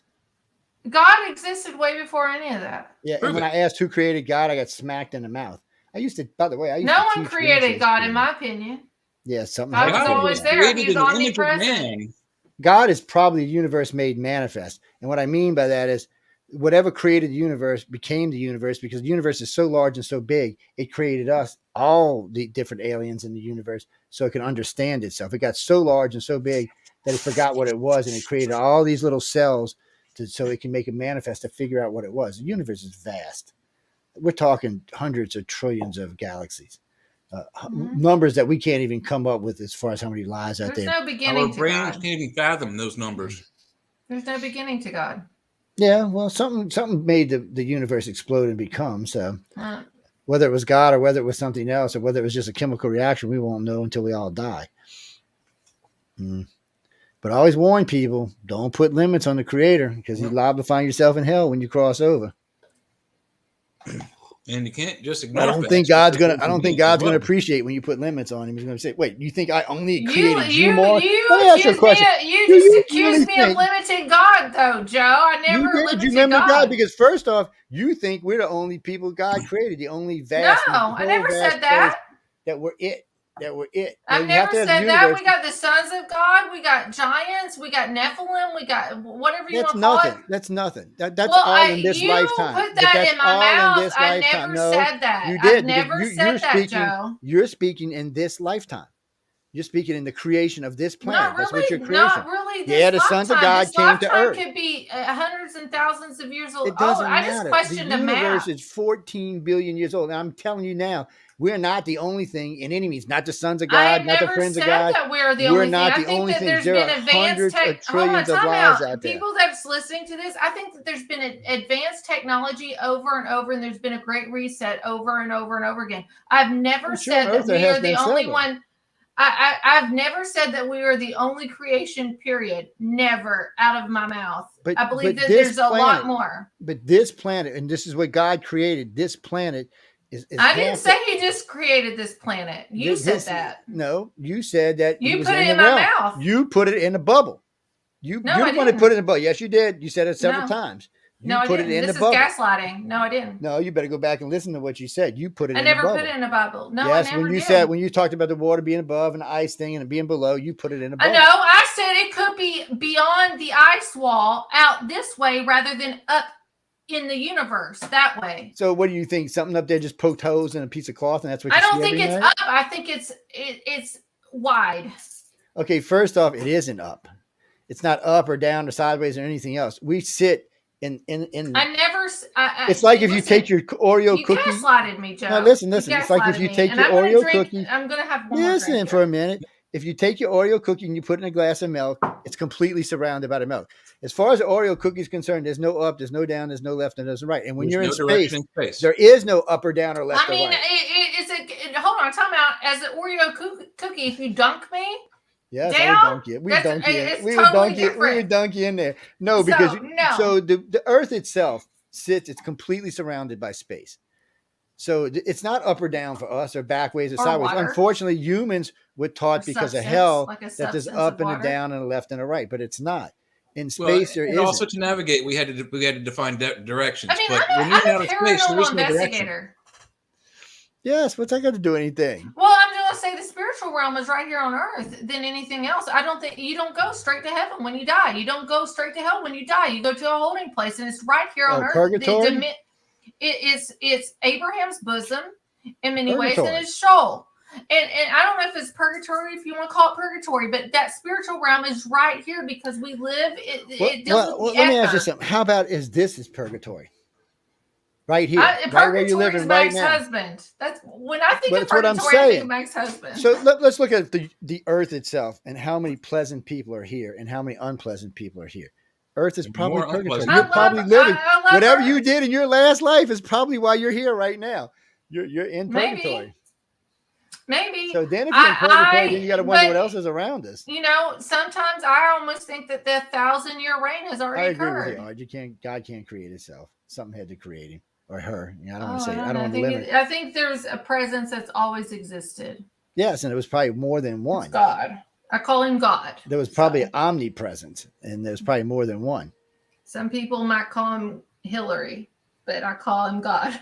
No, they call him Yahweh. He's got many, or she's got many names, or it's got many names. I doubt Yahweh is not what people think Yahweh is either, and that's a whole other topic. Yahweh means I am that I am. Yes, it does. If you translate it, it does. There's lots of. Oh, by the way, who sent me that? Yes, I did see the new translator. I love it, by the way. So we got a translator now that translates 40 languages. Really? Yes. So I need somebody. What do you mean translator? This is a physical human being? No, it's a machine. Oh, machine. Okay. Yeah, I need so you some talk Arabic. into it. I need some Arabic words.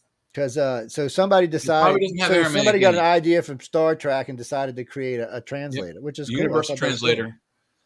And eventually it'll have all the languages. How about Out Yonder? Cool. Can it do Out Yonder?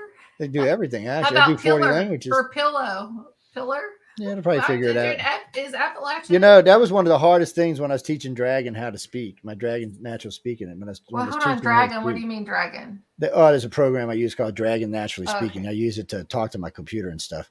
And I think because of my Kuyon accent, it was having a hard time. So what it told me is it made me read a book and a half to it. After that, it knew everything I was saying all the time. And it translated any languages I needed, translated into it. It wrote anything I needed, wrote into it. It's a cooler program. Too, Joe? No, it's like $400, I think. Somebody bought it for me. A year or one-time payment? Yeah, it's a one-time payment. A friend of mine bought it for me. Actually, it might be cheaper now. This is a long time ago when he got it for me. And I tell you what I really liked. A friend of mine sent me an AI program, which I thought was great. Oh, no, this up here. Hold on. We'll read this in just a second. Are you giving James said he's coming to Kentucky and strapping you to a rocket and sending your ass to space. You know what? I heard James is out of this world. He probably is out of this world. James, come on to Kentucky. No. We'll do that on another show. You're talking about flying saucers and aliens and visitations. That's a whole different show than what we're talking about right now. Yeah, it's just we're actually talking about several different things tonight, but well, I've learned a lot. We just went over that. We just went over that. Everybody's got a different opinion where God came from, and you know what? It's not just in this group. If you go out in public and ask, oh my God, you'll get 500 million different opinions where God came from. Maybe I should do that in the next week. We'll go out to Appalachian, Kentucky, ask them where God came from, and then I'll put a clip together. We'll put it here on the Centralist radio show. Because that's how we do it. We'll tell you when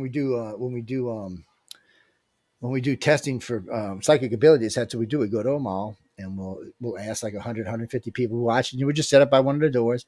We get permission, of course, and we just set up by one of the doors, and we'll ask people to take a psychic test. You'd be surprised. Almost everybody who you ask wants to take it. Because everybody thinks they have latent psychic abilities, which is BS. But I get in trouble with the field so much for that. I'm like, look, I prove it to y'all, and I challenge people all the time to prove me wrong. Go out and maybe this next week I'll go out and I'll ask people and record it. Where do you think God? Who created God, or where do you think God came from? Man. They created God. And see what happens in Appalachia. Well, I got something for you. Do you know what God is spelled backwards? Dog. Yes. So every dog in this planet is probably God, and that's why they probably love us unconditionally. I love it. Do you know what an atheistic dyslexic does at night? Oh, Lord have mercy. He stays awake and ponders the existence of dog. That's right. No, I'm serious. Dogs love their masters. If you're good to your dog, dogs love their masters unconditionally. Or cats. And well, here's a cats are vindictive. Yeah, cats are vindictive. I agree. I love my cats, but they're vindictive. But here's the actual story. So a long, long time ago, when the natives were crossing the world, and there was a big split, and the animals got on one side and the humans got on the other side, and right at the end, the wolf jumped over to stand with the man, and that's where we got our dogs from. And that's where they've been ever since. They've been by our side ever since. They love us. They cherish us. They hope for us. They help us. They work for us. They do everything. You couldn't ask for a better sidekick anywhere in the universe. So, and it is funny that God spelled backward is dog.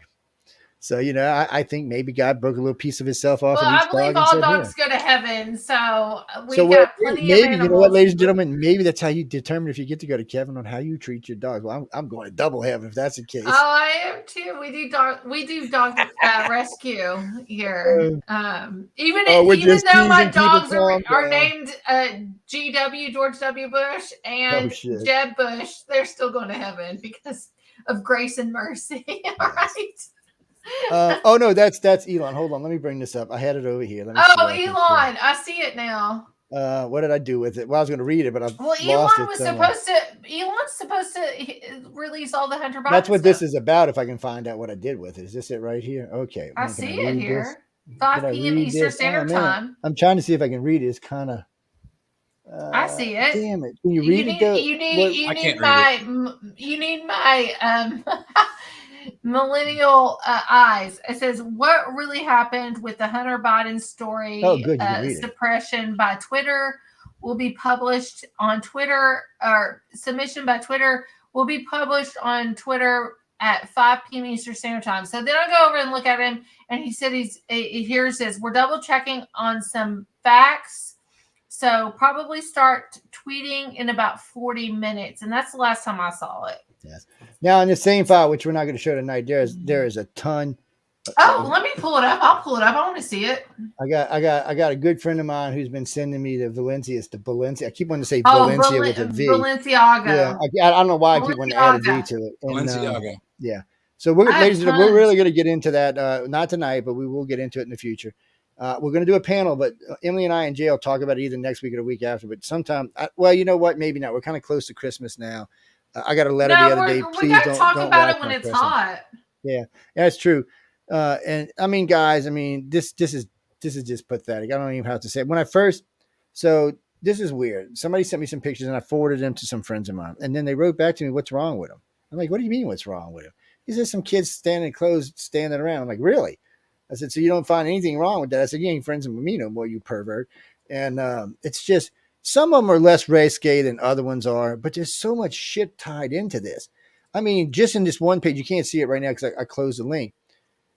Just in the one link that she sent me, there must be 70 articles, and they're all tied together. There's so much shit tied into this company and the people involved with this company and the people involved with them and the people involved with them. And like we were talking about, Soros earlier buying up all the radio stations. I mean, guys, there's a big movement here.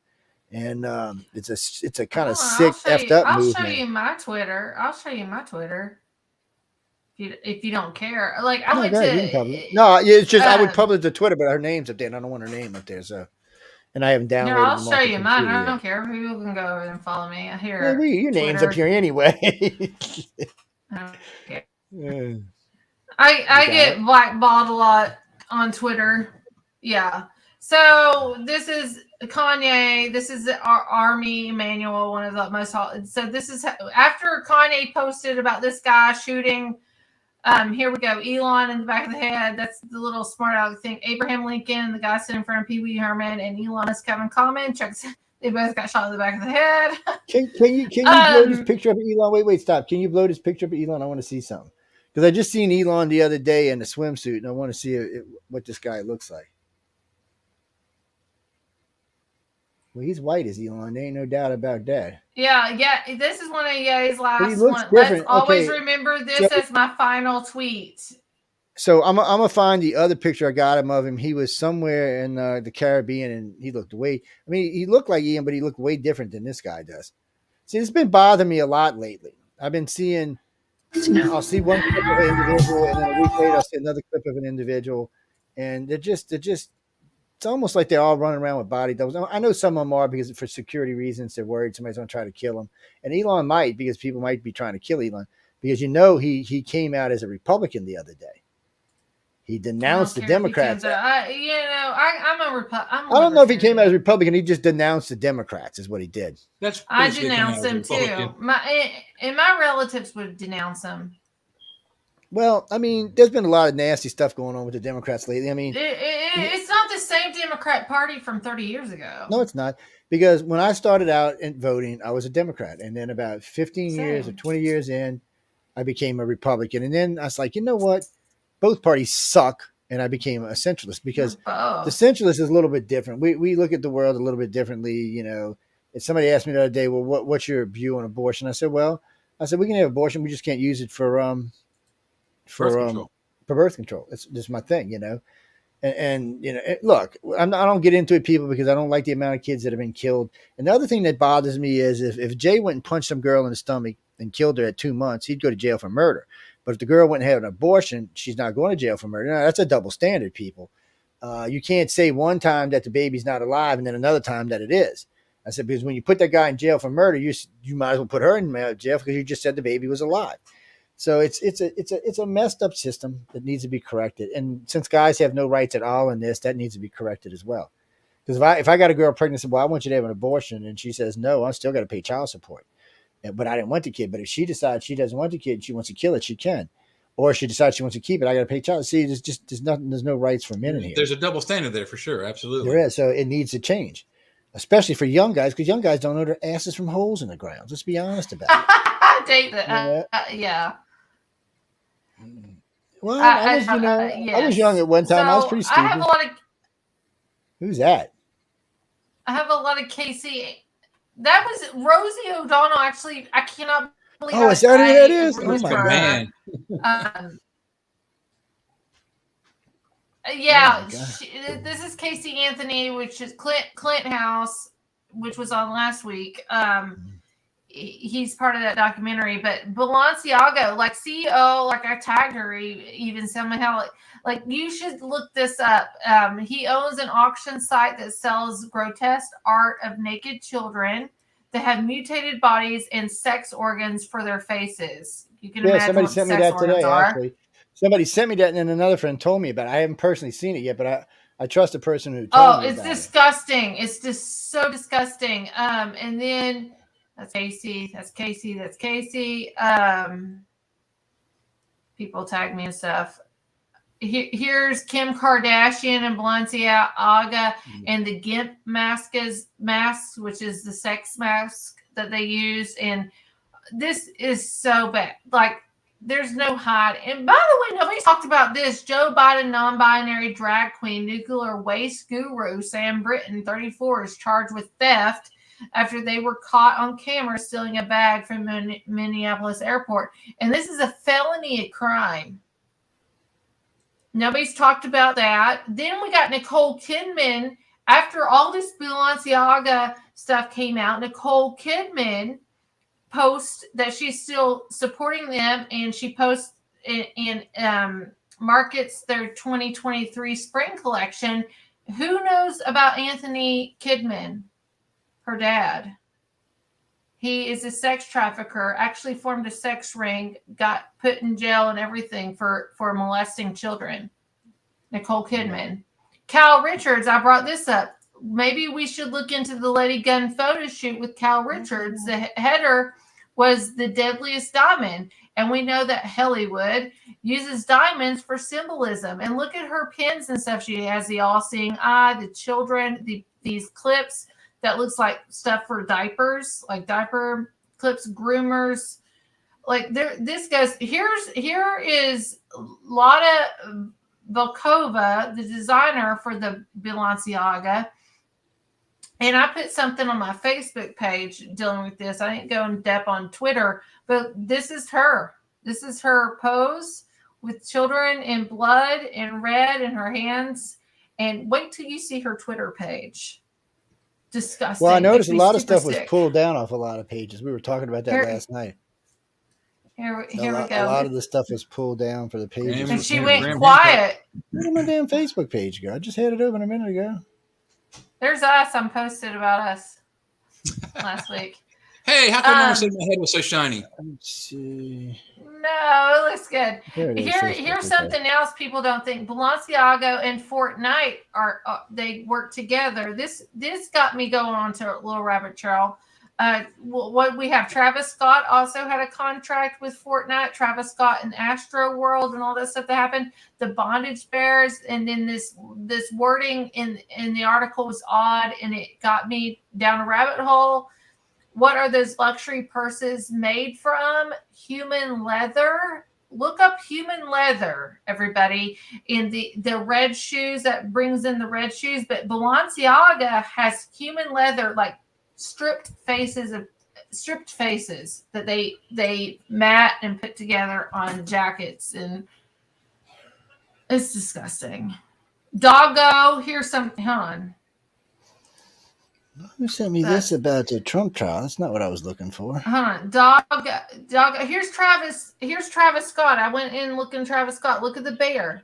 They have the bear. I'm like, what's this all about? The bear. Wait, hold on. I'm gonna play this if I can find this. By the way, I had Chang 3 up for you so you can see the actual lander on the moon, but I'm going to show you this instead. So hold on. I'm going to say this one last thing and I'll end on this. Balenciaga, Doggo, which is their character that's in flipping Fortnite, Doggo. So what does Doggo mean? Doggo is hiding to avoid notice or detection, used chiefly in the phrase of lie doggo. That's their character that they use in Fortnite. All right, there we go. That's my Twitter, everybody. And we lost Joe. There we go. It's Doggo. He's lying. He'll come back on. Your forehead wasn't shiny, Jay. It's just a joke. But if I do this, I can burn holes in people's shirts. My hair's a little shiny. Yeah, but I can burn holes in shirts. I got gray hair. I don't know if you can see that. That's all gray. I mean, if I grew up my beard, I'd probably have some there. You'd probably be on a side show too. I just get the hell out of here for some reason. I was like, what the hell's going on with that? So wait, if I can pull this up. My computer's acting like I don't know what's doing tonight. It keeps jumbling stuff around. Every time I go to bring a link up with us, it wants to put something else. Like I was going to bring this link up right here, and it gave me the trial of Trump. With them spying on him, which is cool. That's a Obamagate. That's a cool enough thing, but that's not what we're talking about. Okay, here we go. Share. Wait, we don't want it on that. We want it on this. Live feed moon. No. That's how you get fired. YouTube. Is that it? Yeah, that's it. Okay. I want to make sure we had the audio content of it. All right, so let's play this. Here we go. We got binge. So let me make sure we got the audio turned up. Let's make sure everything's turned up. So here we go, guys. Now, ladies and gentlemen, we do have permission to prime this. We just, we had to make sure we. This is for education purposes only. That's right. Now, here y'all go. Boom. Diego. Oh, wait. My producers are telling me that it's Balenciaga. I don't know or care. But apparently it's called Balenciaga, and we should label them correctly since we're about to talk about them being pedophiles. Apparently, Balenciaga has apologized now, according to Yahoo Life, after a recent ad campaign which featured children holding teddy bears dressed in bondage gear. I have a question. So they fired the photographer. They said that they removed the campaign from their platforms. They sincerely apologized for any offense our holiday campaign may have caused.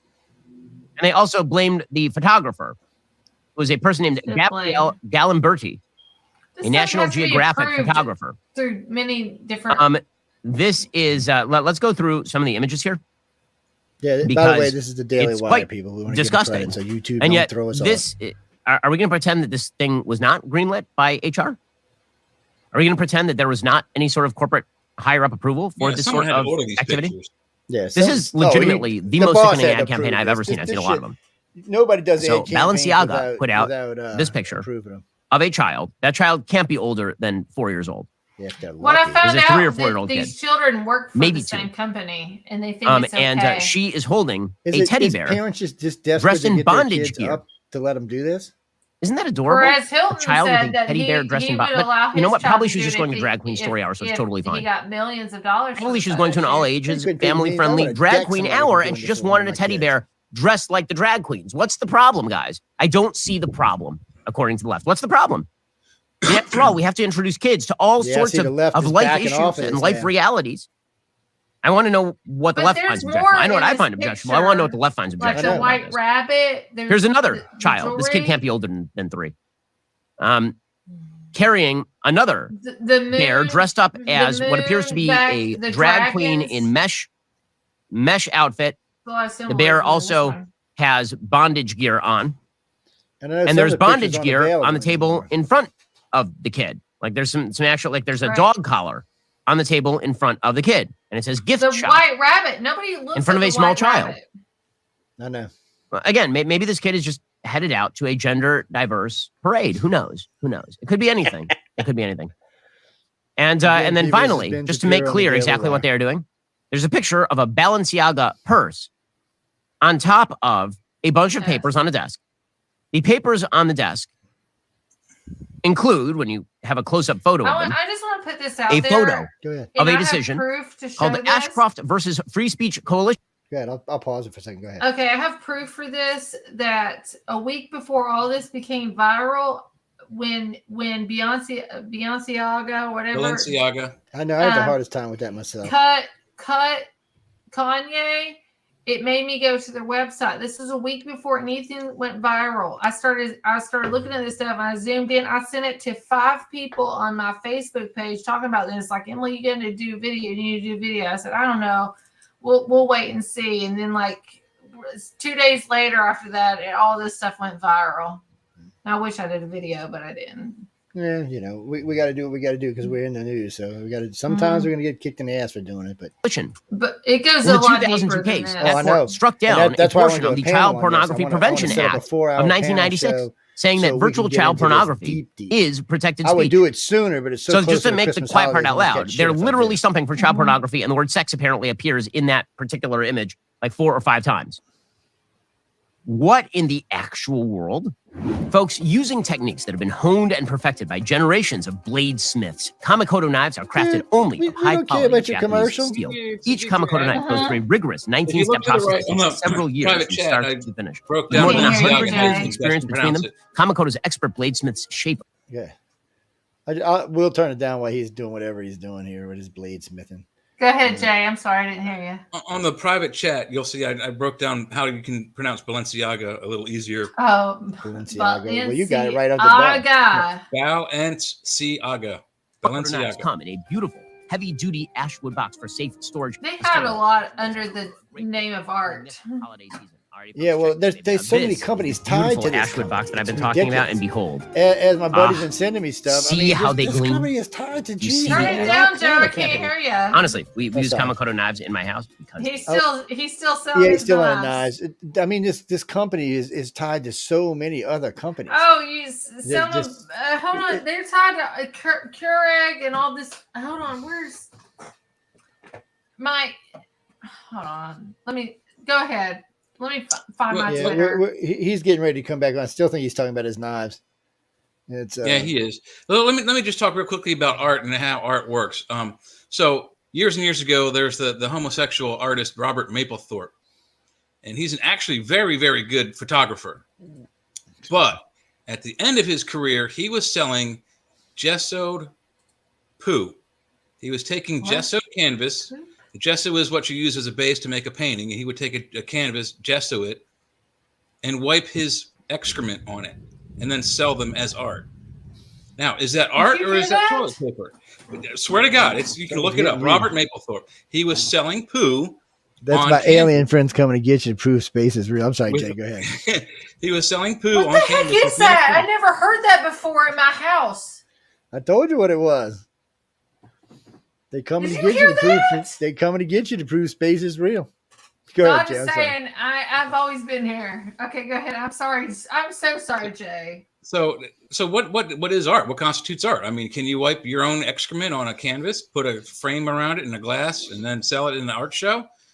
Well, Mapplethorpe thought you could. To me, that's not art. That's just like taking toilet paper and wipe my dogs up, poop on it, and sell it. Right? Yeah, literal. There are people who do that. They do art with poo and they sell it. But does that qualify for these pictures here? I mean, we call it Shih Tzu art. You got a kid holding a teddy bear. What's the teddy bear dressed in? So what? Doesn't matter. I mean, is it artsy? Is it just strange? Well, it would be one thing if it was just a teddy bear if they weren't dressed up in some kind of weird, sex thing. I know the kids don't have no idea what's going on. But it doesn't take it away from the fact that it may actually be a photographic art piece. It's well, the rest of the world is like no, and that's why Valencia. I mean, they got so much shit. I don't agree with it, but I'm just saying that's the argument for art. All right, let's see what Pretty Boy's just got still got to say now. This is a cute little guy, smack him on his head. Documents in our campaign. We take this matter very seriously and are taking legal action against the parties responsible for creating the set and including unapproved items for our Spring 23 campaign photo shoot. Our plush bear bag should not have been featured with children in this campaign. We've immediately removed the campaign from all platforms. We strongly condemn abuse of children in any form. We stand for children's safety and well-being. Frankly, I'm surprised that they didn't go with the full left-wing defense here. So, well, we're exposing kids to things that exist in the real world. Are you saying that people in bondage aren't real? Is that what you're saying? Is that why you object? So I have a question for the left. If you object to this campaign, which you should, because if you don't, you're a scumbag. If you object to a campaign monetizing a child holding a bear in bondage gear, I have a question. Isn't it bad to expose children to men gyrating around in bondage gear? Isn't that significantly worse, in fact? I know. Like if there's an actual man who is prancing around in bondage gear at, say, a parade, and you bring your 4-year-old to it, is that a good thing to do? Apparently, it's a good and noble thing to do that. But if the kid is photographed with the teddy bear in bondage gear, that's child pornography and pedophilia and nasty, according to the left. So I want to know why. I want to know why, according to you. I know why I think it's bad and evil and wrong to abuse children in this fashion. I want to know why you think it's wrong. Or maybe you don't. Maybe you're fine with this sort of stuff. It's only sexualization of children, apparently, when they hold a teddy bear dressed in bondage gear. It is not sexualization of children when you take them to an event where men dance around in bondage gear or ladies' lingerie and shake their asses in front of children. First off, dude, that's all fine and dandy. But see, down here, we have the gay parades, and kids don't go to the parades. Parents don't take them to those kind of parades. You gotta turn this down. I can't hear you, Joe. Well, it should be off now. You shouldn't hear nothing now. Yeah, it should be paused right now. It's oh shoot, it is lightning. But here, I want to show you something, everybody. Ahead, pop it up. We're gonna finish this out in a minute, but go ahead. Please. It's thunderstorming. Yeah, it's coming for you. Anytime I send the Grays to pick up somebody that's a big thunderstorm. Everybody, I'm just warning. I'm warning people right now. This is the person, the CEO that works. This is Selma Hayek. What's her name? Selma Hayek. Selma Hayek. Hayek's husband that owns this, that he owns the auction site that sells this grotesque art of naked children that have mutated bodies and sex organs for faces. He is also the husband of Selma Hayek discussing these are these people deserve a place in hell. But this is the CEO of Balenciaga parent company. They're all into this together. This is one example of what they sell. So this is a warning. Matter of fact, ladies and gentlemen, in the next show, in the panel show, in the panel show we do, what we're going to do is You know, a couple of years ago we did a show. This is called Fuckface, by the way. This is called Fuckface. Well, we did a show a couple of years ago when the company had put out the 10-year-old dolls, fully functional dolls. I mean, they looked like kids. I mean, they were really, it was a sick thing. The U.S. actually banned it, but a lot of the other countries didn't ban it. And plus, if you live in the U.S., even though it's banned, you can get it through something like FedEx or one of the other companies like that. You'll never get it through the U.S. mail, but you can get it through other sources. So I was, this was just sick. I mean, I don't even know how you deal with this. The first time I seen it, I thought it was a hoax. A friend of mine, one of our radio show hosts, sent it to me. I'm like, that's bullshit. That's a hoax. Oh no, it was not a hoax. So I mean, he's fully functional. You know, you get the big sex dolls now. They have them in child size too now. It's I don't even know what to say about that. People like that should be drawn and quartered or hung by their balls. Well, this is Balenciaga. This is all Balenciaga. And then Kim Kardashian is supporting it. It's just up there. No. What Joe's talking about is there are actual companies in China and Asia that sells anatomically correct children's sex dolls. Yes. And I think, I don't know if we talked about it. You know what their excuse was? I know me and Jeff talked about it. Yeah. Their excuse. Go ahead. The idea is that, if there's someone is out there that is a child molester, that these dolls will help them abate those feelings, so they won't actually go out and harm a physical human. But is it gross? Yeah, yeah. But they said that's what they made them for, so that people who had pedophilia problems could get one of these dolls and not go after disgusting. Children. They could act on their urges to have sex with a child, but it's a doll and they don't harm anybody. Is it true that doll eventually there's no data? There's no data that says that if they have these child sex dolls that they actually. I love how Balenciaga sells these dolls and they have Adidas for shoes on it. So Adidas. Well, you know what Adidas stands for, right? Well, I don't know what Adidas stands for, but I know what the 3 lines stand for. Well, Adidas means all day I dream about sex. That is correct, Joe. All day I dream about sex. Well, one of my dart teams was named Adidas. It was all day I dream about sex, but that's what it means, all day. And that is one of the reasons why I have never worn Adidas shoes. Puma, yes. Nike, yes. Skechers. I just don't know. Nike. I don't do Nike. So I just don't know. First off, I don't know how we came to live in this world. I'm confused by that. I really think, I know people are always thinking about making money and this is but wouldn't you be worried that if you bought one of these dolls that the Fed might show up at your house? Because the Fed is part of it. Yeah, well, I wouldn't worry about the Fed. I'd worry about one of my friends coming over and accidentally discovering it in my closet. I mean, how do you explain that? And he goes, "Oh, by the way, that's suppressed for somebody else." Sorry, it's just. Wow. By the way, I can't believe I'm saying this. Fuckface, this thing that I'm sure you don't need to share it. Joe, don't feel like that. We can't. Well, right now we can't because our rating's not where it is, but we can on the next show. The price is $27,500 for this doll. So the doll she's talking about, we can't share it tonight because our rating is only PG-17 tonight. We're not. But when we do the panel, this will be an R-rated show, and we got a lot more room when we do R-rated, and matter of fact, just so y'all notice, when you look at our station, anywhere you look at us. We're always marked not for children. It doesn't matter what venue it is. It could be Roku, it could be SoundCloud, it could be Facebook. It doesn't matter. We always mark it not for children because of conversations like these. Children don't need to hear these conversations. It's just parents should make sure their children are not hearing these conversations. And even on the UFO Undercover show, I tell people a lot of what we talk about there is not appropriate for children. Now, when they come take Emily tonight, don't be laughing my ass. I'm going to go visit her on the ship. Say, what's up, Emily? What you doing up here? She won't remember tomorrow anyway, so it won't matter. But I'll be like, I'm in Mars. I'm sorry, Joe. It's Elon Musk. I got to say this before we move back to Shapiro here. There's something about, if you've ever seen the movie Moonraker, the James Bond movie where the guy builds his thing up in space and moves on the moon and the whole 9 yards, Elon makes me a little nervous. Okay. So he wants to put a colony on Mars. I'm all for a colony on Mars, but he wants to make it like Elon Muskville. And I'm worried that, that much power, absolute power corrupts absolutely. So same means God above.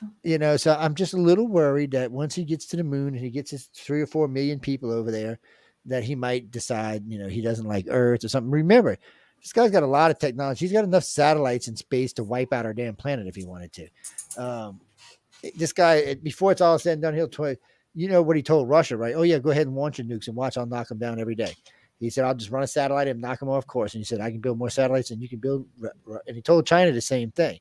And he's right. He can just, when they go intercontinental ballistic, he can run one of his satellites in it and send it hurling in space or blow it up. So in a way, Elon Musk is saving America, which is cool.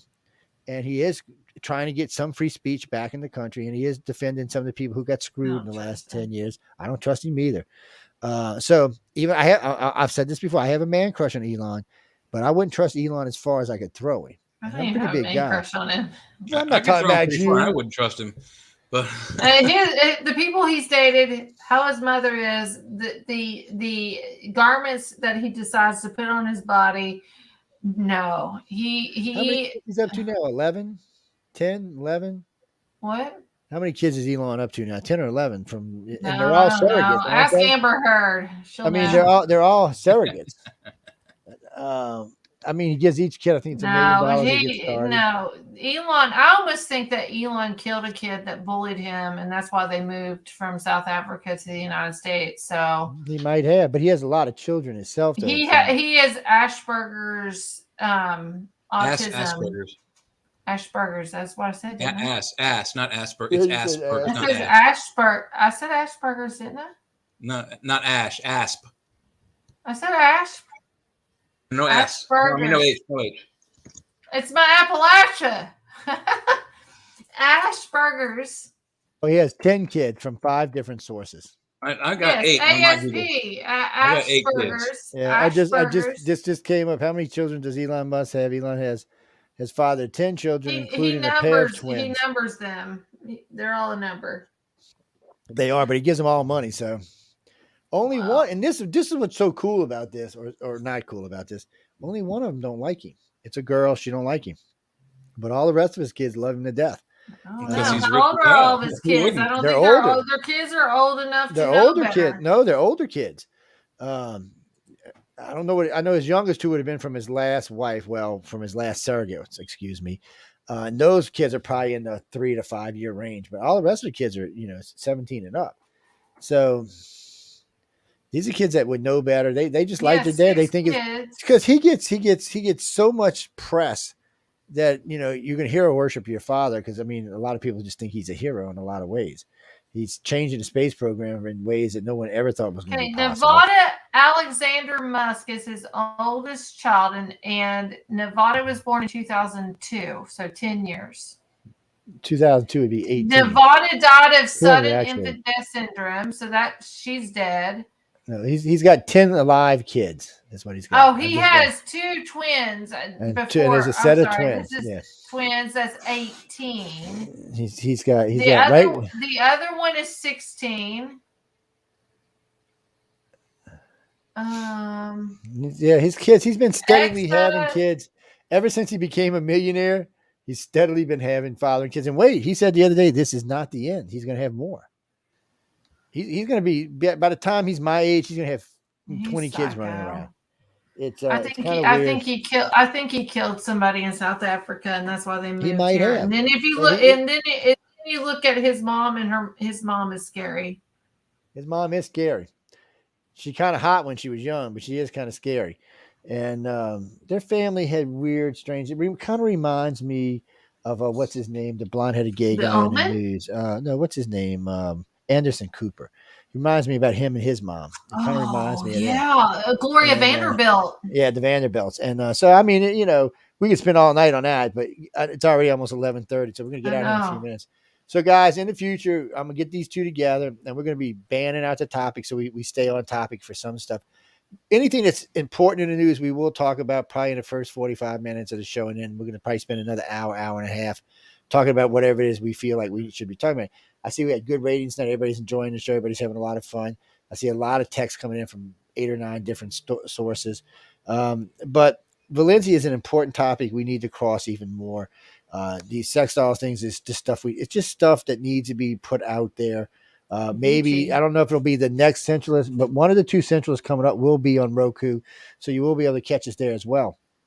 But the thing about this is if if it takes alternative news like us and other news sources out there to do this, we're going to have to do it because NBC, ABC, and CBS are going to give us the big fat, you know what? I mean, we're basically going to get the bird finger over this because they're going to protect every liberal there is. Even when they know they're wrong, they're still going to protect these liberals.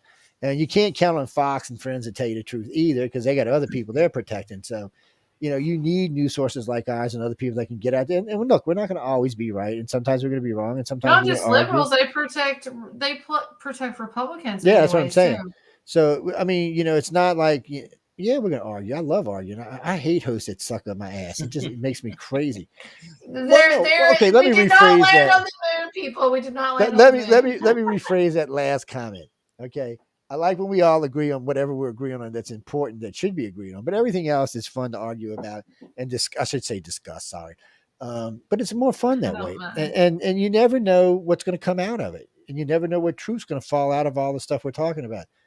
You mean 3 hours? We'll talk about that another time there, Bobby. We had 2 hours and a half now. Just call it. we talk a lot, right, Jay? Yes, we do. Yeah. And goes by fast. They're sitting here listening to it. I think I can't even say what the last two comments was about somebody else. I'll tell you when we end the show. Oh no, guys, I can't. I appreciate what you said, but I can't really say that because it'll just start a bunch of bullshit, and I don't need an extra bullshit. No, they can tell. Is it about me? No. It's not about you. It's about somebody else. You can tell me. We wait until you leave the screen, then we talk about you. Yeah, we talk about you. Like, that crazy girl. Ah, damn. Y'all like Emily? I know. So Jay's good. Emily's good. We're still looking for. We'll probably 1 or 2 more hosts on here. If we do, we'll expand the show a little bit more. Debbie, we looking for females and males. Right now the station's female heavy anyway. I got a lot of good female hosts. I've always had a lot. I'm the only male DJ on the entire network besides Joe. Just so you know. Yes, there's not many. No. There's. Wait a minute, Jay. There's 4 of us. That's it. There's 4 guys on the network currently right now. Me, Jeff, and Mike, and you. That's it. Well, I got ideas. No, Mike's gone. It's me, you. Oh no, wait. There's me and you. Is Clint not going to come back? We're going to bring Clint back. Yeah, no, we're going to bring Clint back. He was. I know we were talking. He sounded kind of busy, and we're going to talk with him about some other stuff. We got a lot of different specials we're going to start doing. Now that we're on Roku, you're going to see a lot of specials coming out of the network. Now, honestly, some people like what we're doing. Some people's not going to like what we're doing. Some people's going to agree. Sometimes I'll be there. Sometimes I won't. It just depends on the topic matters. Oh, you mean? Oh, yeah. So we had the flat Earth guy on a couple of times on the network. Dave Weiss. I had so much fun. Who are you talking about? Dave it's lightning so bad here. It's going to get you. That's because the ship's hovering over your house right now and creating. I said Dave. Did you have Dave Weiss, the flat Earth guy? Yeah, he's been on twice. He's been on the Outer Realm. I've interviewed him twice too. Yeah, he's been on Outer Realm, and then I did Captain Nerebru, who he was the guy who started the planet Earth, the flat Earth stuff. Really got into it deep, but I had so much fun with him that it was he probably still hates me, but I don't mind having fun at other people's expense. But he was fun too. I mean, he was like a lot of fun to talk to. But there's no topic that's unguarded on this network. And we're not going to always tell you, like, we were disagreeing about like the moon tonight. No one's telling you we're absolutely right or correct, or you should bow to our knees and kiss us and stuff like that. Well, unless you're giving us money, then that's different. Yeah. But other than that, find out for yourself. That's exactly right. Everybody's going to have a different place. Like when we talk about the creators and stuff like that, everybody's going to have a different view in that, or a similar different view, or something along those lines. There's nothing wrong with that. I tell this to people all the time. Whatever makes you feel as snug as a bug in a rug, that's what you should believe. It doesn't matter to me. I mean, as long as what you believe doesn't harm me. As long as you're not harming somebody and it makes you feel confident and happy and comfortable, you should believe it. It doesn't even matter if it's right or wrong. You should, if it gives you that confidence and that daily way to get through your life, you should believe it. Trust me, I know I've been through a lot of shit in my life, and I've done a lot of stuff, and I've been in a lot of different religions, from the devil worship. Well, I started out teaching, first I started out in Catholics, and then I started teaching Baptist. And then when my dad died, I went devil worship for a while. And then I got out of that and then started practicing witchcraft with, Alistair Crowley's great-grandson, who introduced me to Marie Laveau's great-grandson. And I spent a lot of time learning witchcraft from them, too. And then I decided... If my electricity goes out, I'm sorry. You want me to turn her into a frog right now? I can't do that. That would just be cruel. It is horrible. It's like bad, December the 3rd in Kentucky. We're gonna get it on. I think tomorrow we're getting it. I think it's Yeah, I think tomorrow we're getting the weather, if I remember right. It's weird how it crosses the country, and he's in Pittsburgh, so he'll probably see it on Sunday or something, or Monday. Yeah. You're in Pittsburgh? Hold on, the rain, the thunderstorms, this should come right up your way here in the next few hours. I'm actually 3 hours from Pittsburgh, but we're on the other side of the Appalachian Mountains. I don't know why I always call Pennsylvania Pittsburgh. That's a bad on my part. It's the biggest known city, but any significant storms that come across the Appalachians, they get destroyed, and they either become more violent or they just spread out into little squalls and hit everywhere. So, well, it's hitting pretty bad right now. Yeah. My dog's nervous. I've lived through several of the biggest hurricanes on the East Coast. These things don't bother me at all. But we're getting ready to wrap up. So be sure y'all come. Be sure and catch Jeffrey. Come catch Jay with Jeffrey. It is his show. And, well, he's off now, right? He's on Christmas break. No, we have our last show is December 16th with me and Jeff, and we're doing. Oh God, I can't remember what the subject is, but I got the guy's book upstairs. Synchronicity, I think. Yeah. Synchronicity. Denise, you're talking about Wham. Wham looks crazy, but Wham has a PhD. She's not. Wham, she's a doctor and a teacher in college. Yeah, she's a college professor. Yeah, she just looks crazy. Wham, I like Wham. She's a good friend of mine. Her name's Carol. She's smarter than me and Jeffrey. I like. Yes, I like. Oh no, politically, her and I don't agree at all. Yeah, no, she's a stout liberal, just like Jeffrey. The other way around. And we argue when we don't even talk about politics because it just turned into an argument. It's no, but I like her. She's intelligent. She's smart. She knows her stuff when she's up there. She reads. She's well read. Yeah. It's hard to find people these days that are well read. She's just fun to talk to. Nobody reads anymore. Well, now you just plug something in your damn ear and go on about your business. Mm-hmm. You can go. Yeah, but no, she actually physically reads books. I do too. I love the smell of a physical view. She's really good. A lot of people do. Anyway, we got to go, guys. So be sure to come. And Emily, tell them where they can find you. Oh, What the Frick Live. You can find me on Rumble and Odyssey, YouTube, and Twitter. I use that more now. Facebook. Just look up WT Frick Live. You'll find me. Yes. And website is emilymenshouse.org. Yes. Marsha, that's who I was talking about last week. Yeah, I couldn't remember I couldn't remember the WT. Yeah, I can remember the frick part. That's why I had to go look her up again. What the frick is going on, man? Yeah, so y'all go catch her out there. She talks about a lot of bad topics, bad girl topics, but not like that. No. I had Ignacio Esteban on here. He's a retired ATF officer undercover. We talked about Mexican cartels, American crime families. So she's gonna talk about a lot of fun stuff. So y'all go over there and check her out. Just you know what? I'll put a link somewhere y'all can find her on one of my pages. It's EmilyMenshouse.org is the best website. So y'all go check her out. Jay's hanging out with us. What do you mean when we're going to give Jay a show? When Jay stops working all the time. Jay has a show. Yeah, he's a co-host. No, they were asking when Jeff's show is at the Church of Mavis. It's on every Friday, and I co-host every 3 Fridays, and then Wham does 3 Fridays, and I do 3 Fridays. So we flip-flop back and forth. What do you mean? Give myself I do 3 a week. Give me a break, man. I don't know. That's too many. And Joe works all the time too. He's got his own. I do work all the time, and I do. Besides that, I got other things going on. Mm-hmm. I run the International Community for Alien Research, which is about to drive me to drinking. And you got Netflix coming up.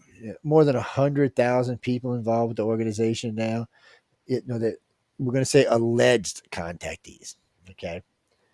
Well, they've all been hypnotized to voice stress. And now, I do know hypnosis and voice stress analysis. Yes.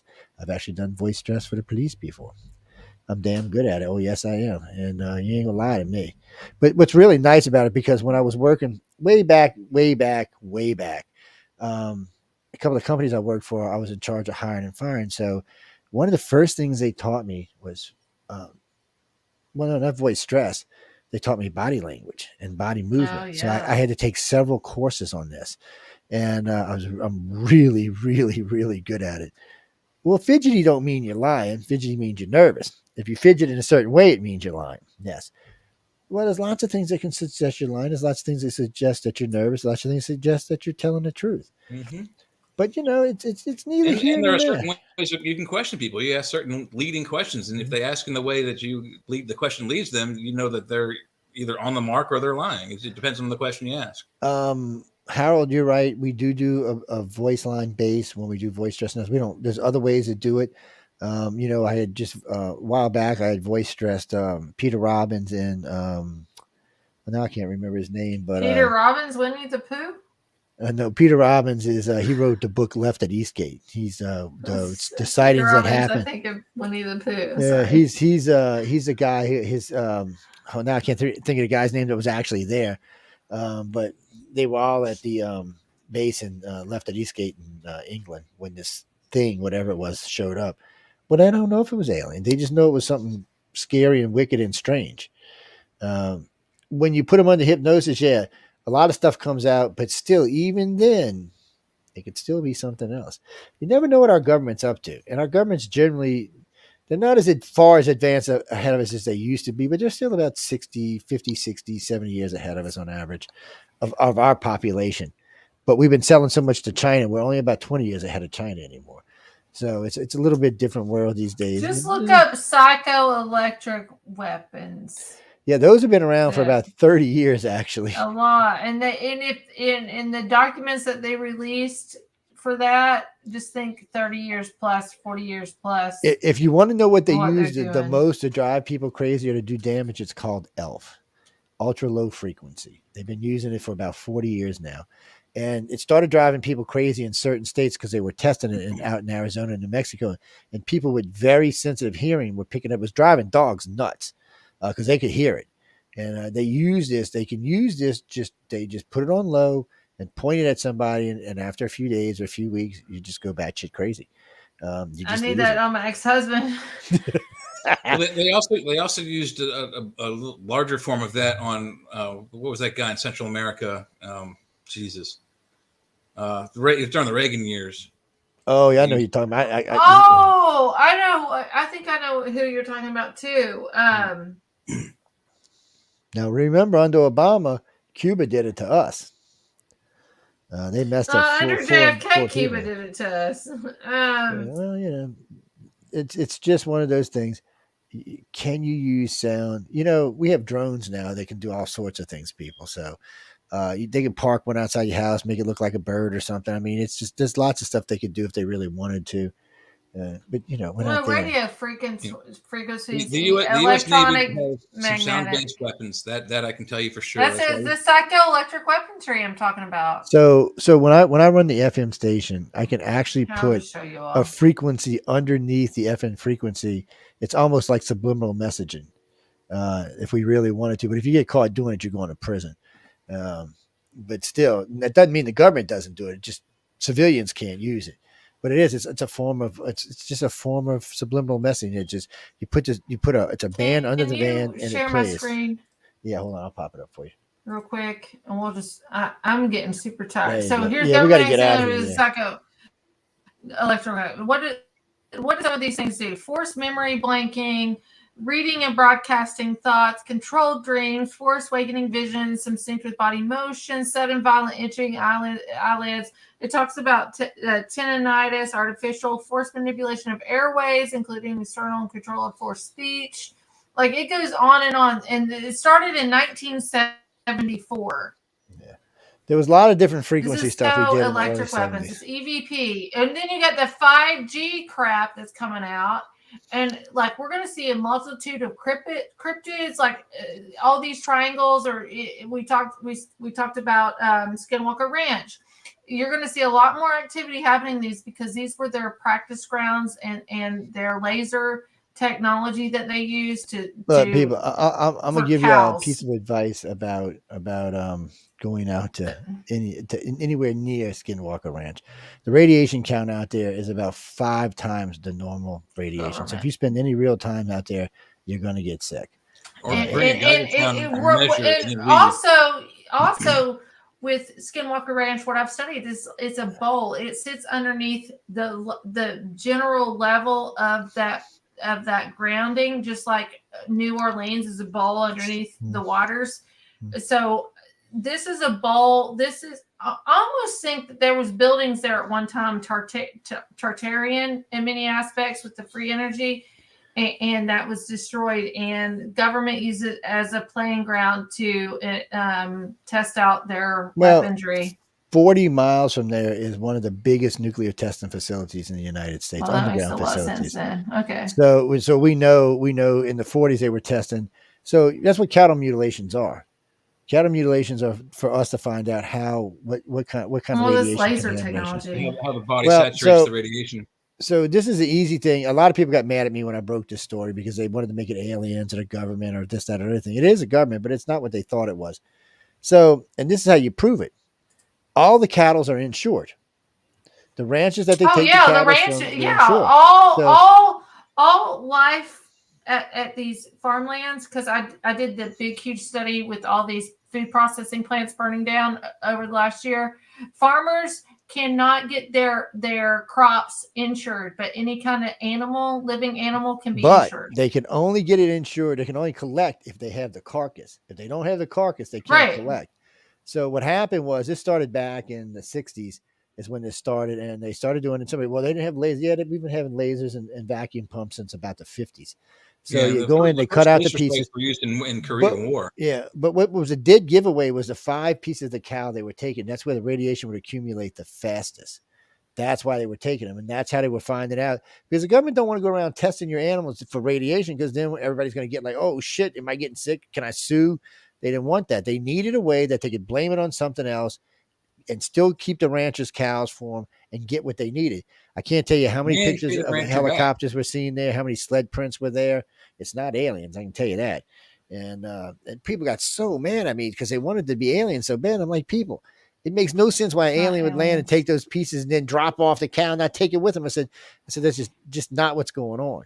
And then what you would find out is even aliens are government. Even within 50, what you would find out is even within 50 miles, that aliens were here long before the government. Just threw that in. Yeah, you want to know about the aliens? Go read about the Dogon. It's they had far advanced knowledge than anybody on this planet ever had. But they would just throw them out there, and as long as they had the cow, the insurance would pay. And when I started tracking them back, I tracked about 150 cases. Every one we tracked, the cow was insured. You know that all the cows in Tennessee and Kansas, which all these cows ended up being dying off. They said it was due to weather, due to the heat the last year. They were actually all given the COVID vaccine. They might have been. And then look, I still ain't buying this turkey flu shit.